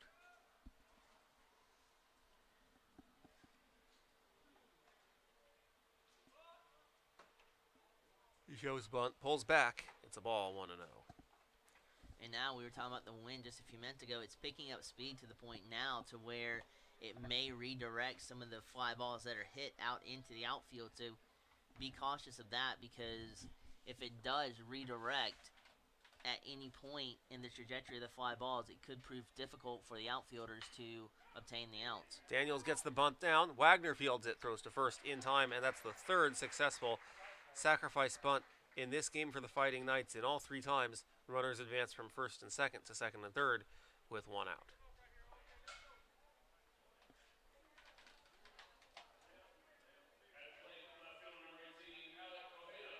And in each of the first 2 times, it resulted in at least 1 run scoring in the inning. The first time, Patrick Dorian followed with a 3-run home run, and then Fontana followed that for back-to-back home runs, a solo shot to make it 4-0. And then the second time, Gabe Martinez hit a sacrifice ground out to score the runner from 3rd to make it 5-0. If you hit it into the outfield, though, you would think with the arms that the Jags have out on the diamond in left, center, and right, that it's going to have to be scolded fairly deep for them to try to bring across their 6th run. The Jaguars have their entire infield, all 4 infielders, playing in the infield grass. They do not want to allow any insurance runs this inning. A ball and a strike on Ojeda. That's a very good implementation of the pitching plan and pitching strategy here by the Jags, with Gowardon trying to bury a fastball inside, not allowing the Fighting Knights to get extended through this baseball and put good aluminum on it. 1-1, swing and a miss. 1-2 on Ojeda, who has singled twice and flown out and scored a run. So the prime objective here in what you're seeing is not having the ball elevated. You want to try to keep it in or low to try to induce the ground ball, and that's being perfectly executed right now by the Jags.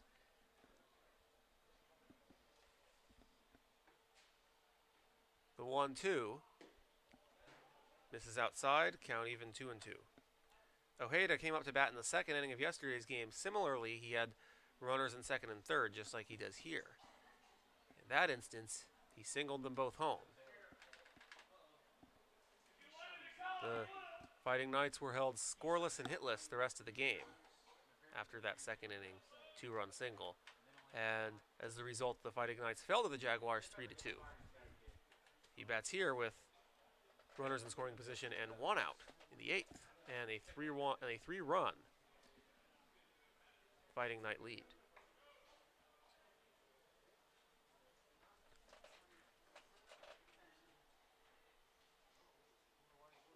The 2-2 pitch on its way, swung on. Foul territory, and that's going to stay foul. The at-bat continues for Ojeda. Ojeda there with phenomenal ability to stay back on that baseball when he started his swing, being able to keep his weight back and not extend before the ball got into his wheelhouse to try to stay alive in this at-bat.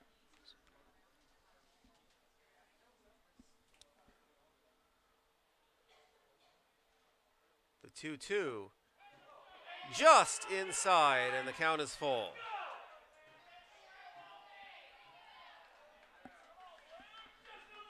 First base is open, so a walk's not the worst thing for the Jaguars, but you do have the top of the order due up after this. Well, and it also sets your defense back in a playable position for a double play ball at this point. Absolutely. Because at that point you can be out of the inning, but as it is right now with them in, any sharply hit ball in the gaps here is going to be through. Down on strikes on the swing and miss. Ojeda throw to first to complete the strikeout is in time. The runners stay put. Big strikeout for Gilberton. The bullpen is busy for the Jaguars, 2 outs. Gilberton has been in the game since there were 2 outs in the 5th. And that strikeout might have saved the game from being out of reach for the Jags. We cannot stretch across to you enough how critical that strikeout was. Absolutely. Now the Jaguars infield back to normal play depth after the strikeout. Now he's got to focus on the easy out at first, if it's an option. And here's the pitch to Archer. That's a called strike, 0-1.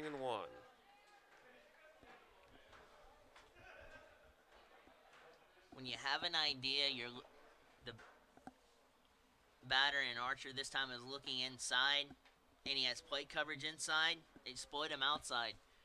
Very good pitching from Gowardon here late in the inning to try to get the Jags out of this jam.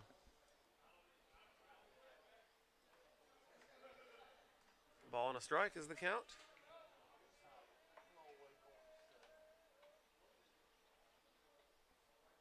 And now the pitch. High chopper third. Wagner fields it across the diamond. The throw is in time. And the runners are left stranded at second and third. The inning is over. The score remains 5-2 in favor of Lynn. The Jaguars come to bat. We go to the bottom of the 8th on the Augusta University Athletics Network on YouTube. We'll be back.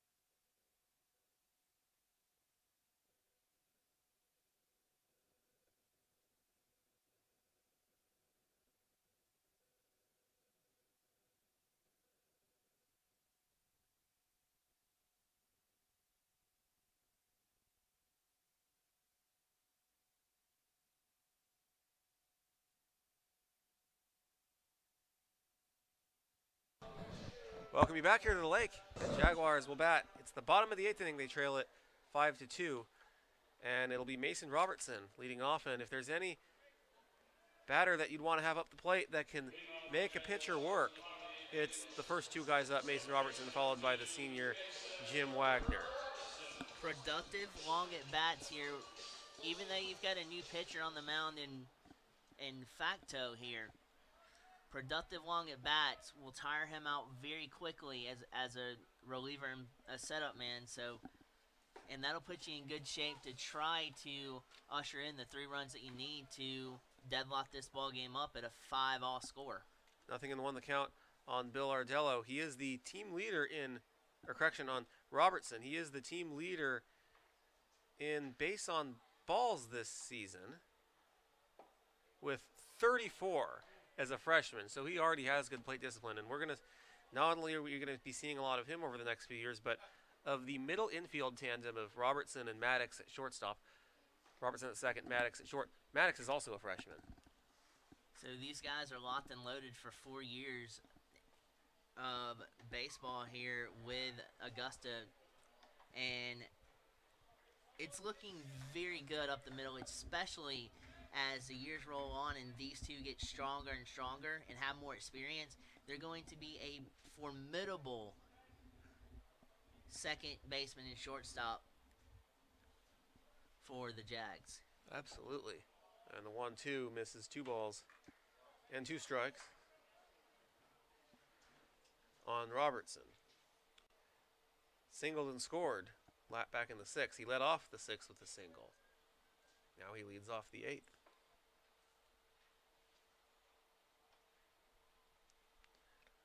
And the 2-2. Called strike 3 on the outside corner. And Robertson is down on strikes for the first out, and that's going to bring up Jim Wagner. He had the target locked and loaded on the corner, even though the catcher kind of set up over the plate and just a touch outside. The late movement snapped back on the outside corner for the first out. A gorgeous pitch there by Facto to garner the first out. Facto takes over the start this inning in relief of starter Rigo Beltran, who was absolutely just outstanding in his start. Gave up 2 runs off of 4 hits and 7 innings of work. What a start for him. And the Jaguars were held hitless against him until the 4th inning. And it was, of all people, Jim Wagner who ended that bid with a single with an out that inning. And Wagner came back up in the 6th, was hit by pitch, and scored the 2nd of 2 runs that inning. When you think they're going to unleash a fastball, what do they come at you with? A slow and steady change of pace on a changeup. It'll get you out in front 8 out of 10 times. The inability of Wagner right there to be able to hold back on that pitch may cost the Jags here, but a very good pitch by Facto. And let's see if Wagner, who's been very disciplined all year long, as we've seen Robert, can battle back. He's ahead in the count here, 2-1, as he looks at another ball downstairs. 1 out, nobody on this inning. Timothy Gray on deck.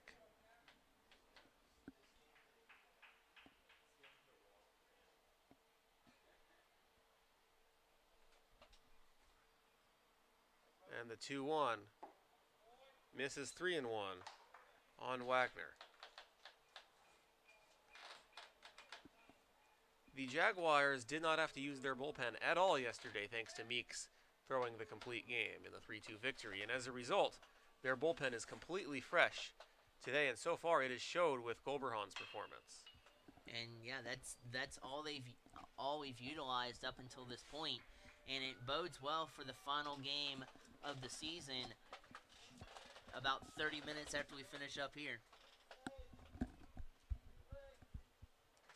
Count is full on Wagner.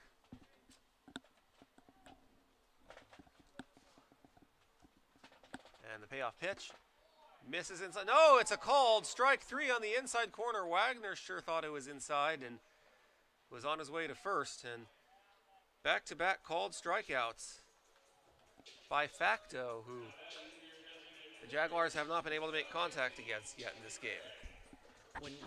when you're able to get pitchers' pitches called for strikes and what was probably a gracious call, to be honest with you, but when you're able to get pitches like that, then that looms to a larger picture of being almost unhittable. And to this Absolutely. point, the Jags, especially with Facto here, have not been able to scratch across a base hit. And the 0-1 in the dirt, a ball and a strike. Both strikeouts have been looking, so he hits the corners extremely well so far. And the lesson and the possible adjustments, if you're the Jaguars, you might want to make. Got to swing if it's close, even if there's less than 2 strikes. Well, there's a couple of things here, too. One approach is being in protection mode earlier than 2 strikes. The other approach is being aggressive to the point to where you swing it the first thing coming. That leaves you open, though, to getting fooled more at the plate.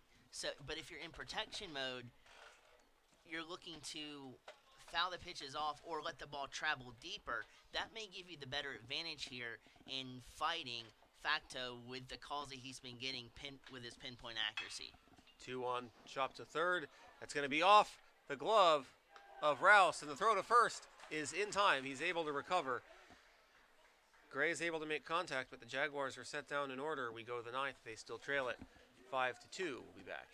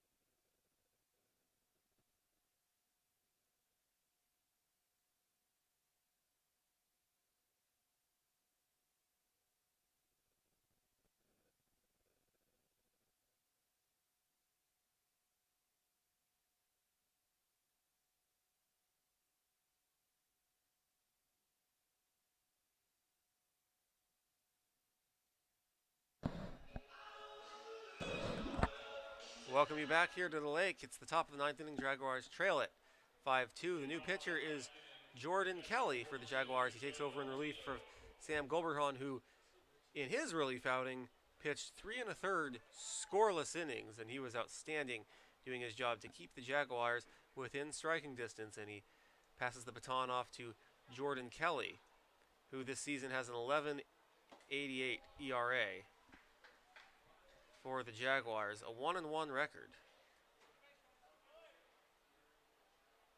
Pitched a scoreless inning in Wednesday's victory over Claflin.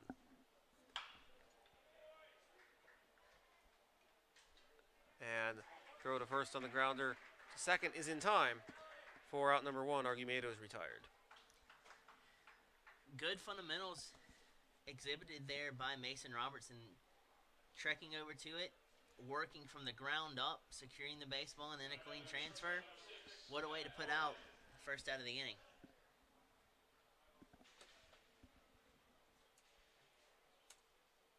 Absolutely. And now it's a called strike to Dorian, 0-1. Dorian has already homered in this game. On deck is Fontana, who has also homered in this game. Man, oh man, that curveball cinched in the outside corner on that last pitch. That was a beautiful curveball to start off the at-bat from Kelly. Ball and a strike. On Dorian in the pitch. With aces wild, misses up for a ball, 2-1.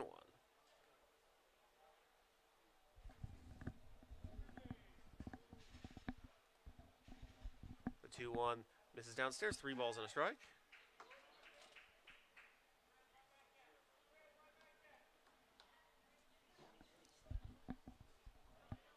If you're Kelly here, you want to win the battle on the next 2 pitches. And he loses Dorian for a 5-pitch walk, 1 on, 1 out.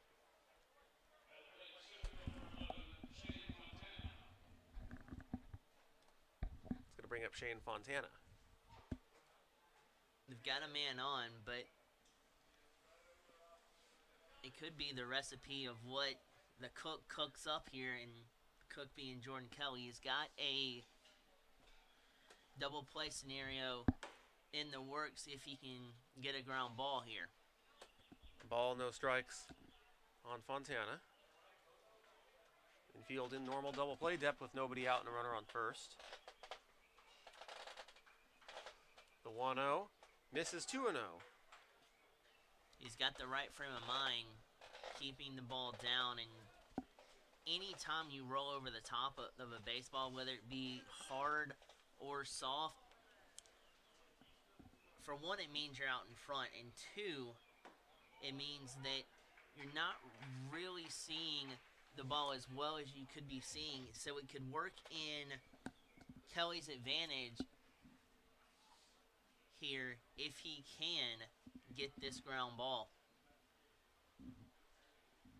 2-1. That's a called strike. 2-2. Count is even. As Fontana took all the way on both strike calls. That is battery precision at its finest. You know, you always think pitching inepts the pitcher, and that's about it. But off of the glove of Wagner. And a rare error at third base by Wagner, and it's 2 on with 1 out. But there's a lot more to pitching than just the pitcher throwing it, because as part of the battery, the catcher calls it and then frames it. Very good framework job on the second to last pitch there to get the last strike before the contact was made. And Alford's been doing framework all year like that for the Jags. Here's Martinez. And the pitch misses upstairs for a ball, 1-0.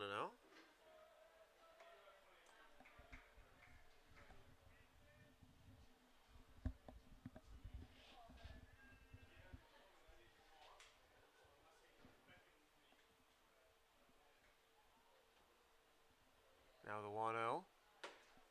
Called strike, 1-1 on Martinez. Followed by Jake Rouse, who singled the leadoff last inning.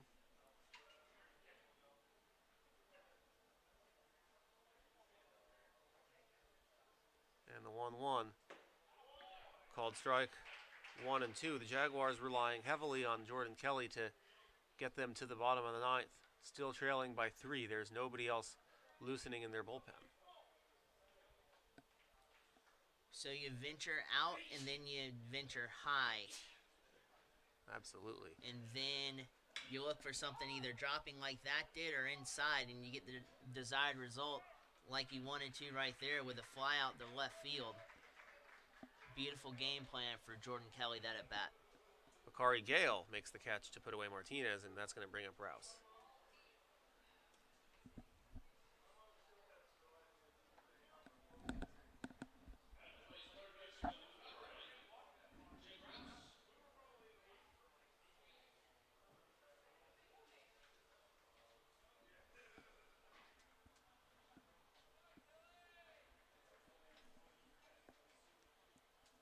Two on and 2 outs here in the ninth. Here is the pitch to Rouse, and that misses for a ball, 1-0. Jaguars in the bottom of the inning, they'll have Brent Alford, Harrison Moore, and Ty Hobbs due up. That's the 5, 6, 7 hitters. Kelly just placed a little bit too much sizzle on that fastball. Over-rotated and over-released, and it shot into the ground. The 1-0 misses, 2 balls and no strikes.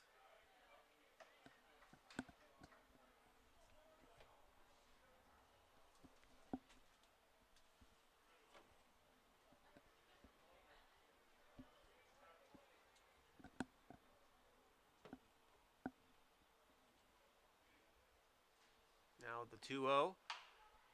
Swung on to third, and Wagner is going to step on the bag easily, get the lead runner, and that ends the inning. We go to the bottom of the ninth. Last chance for the Jaguars. They trail it 5-2 here at the Lake. We'll be back.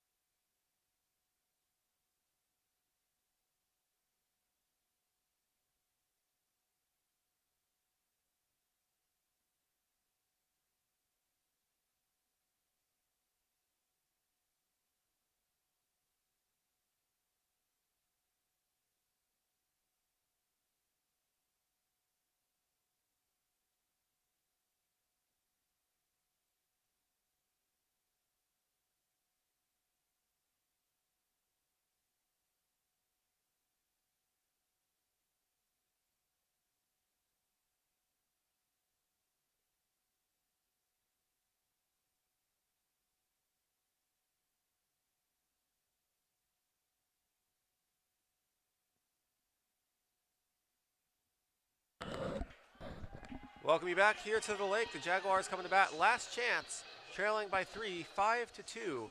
The bottom of the ninth inning, Brent Alford will lead it off. He is hitless tonight. 0 for 3 with a strikeout and 2 flyouts. And the pitch from Factow is a towering pop fly. It's going to be caught by the second baseman, Tom Archer, for out number 1. And it's going to bring up Harrison Moore. Factow pitched a 1-2-3 eighth inning, his first inning of relief work in this game, back on the hill to pursue a 6-out save here in the ninth.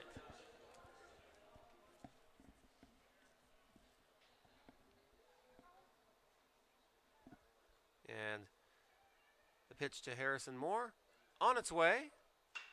He swings at the first pitch, pops it up in the right field, and the catch is made again by Moore's right field counterpart, Gabe Martinez. That's out number 2. And it's game time for the Jaguars. Moore with a good swing on the at-bat, brought his hands in as far as he could inside and fisted off into right field. Unlucky for him, though, the right fielder, Martinez, had a little bit too much speed, and on the split-second slide attempt, he corrals the second out. Here's Ty Hobbs. Through the hole on the left side. A base hit. A 2-out single for Hobbs, his second single of this game. And we play on. And that's going to bring up Bakari Gale.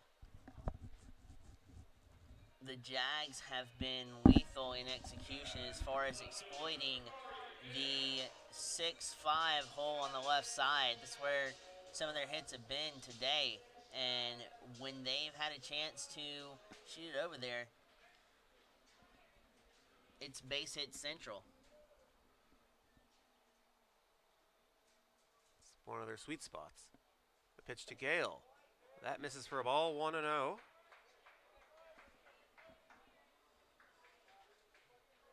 So, if you're Gale here, do you even try to go oppo and hit it into the center and right field gaps when you know? That's in the air to deep center field, off the wall. And on his way to second, Gale, and he is going to be out at second as he overslid the base, and the ball game is over.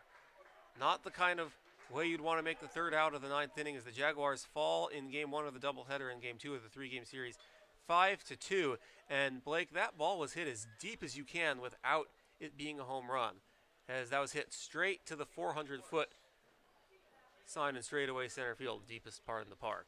Well, this center field is kind of modeled after the center field you'll see at what was called Chase Field out in Arizona, and with the little high arching yellow line out there, and it's about 402, just hit beyond that 400 sign.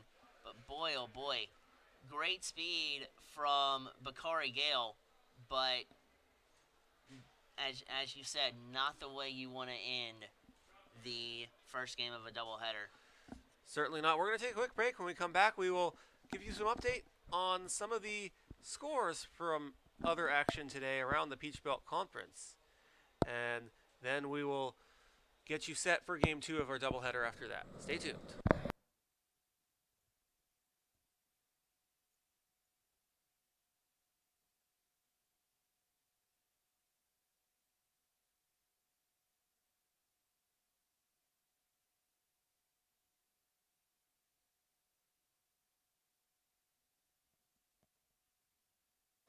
Welcome back here to Lake Olmsted Stadium. The Jaguars drop game one of the doubleheader 5-2 to the Lynn Fighting Knights. And before we get set for game two of the doubleheader, which will begin shortly, as well as the Senior Day festivities, which will also happen shortly, let's take a look at some other scores from around the Peach Belt Conference and check out what else is going on around the conference today.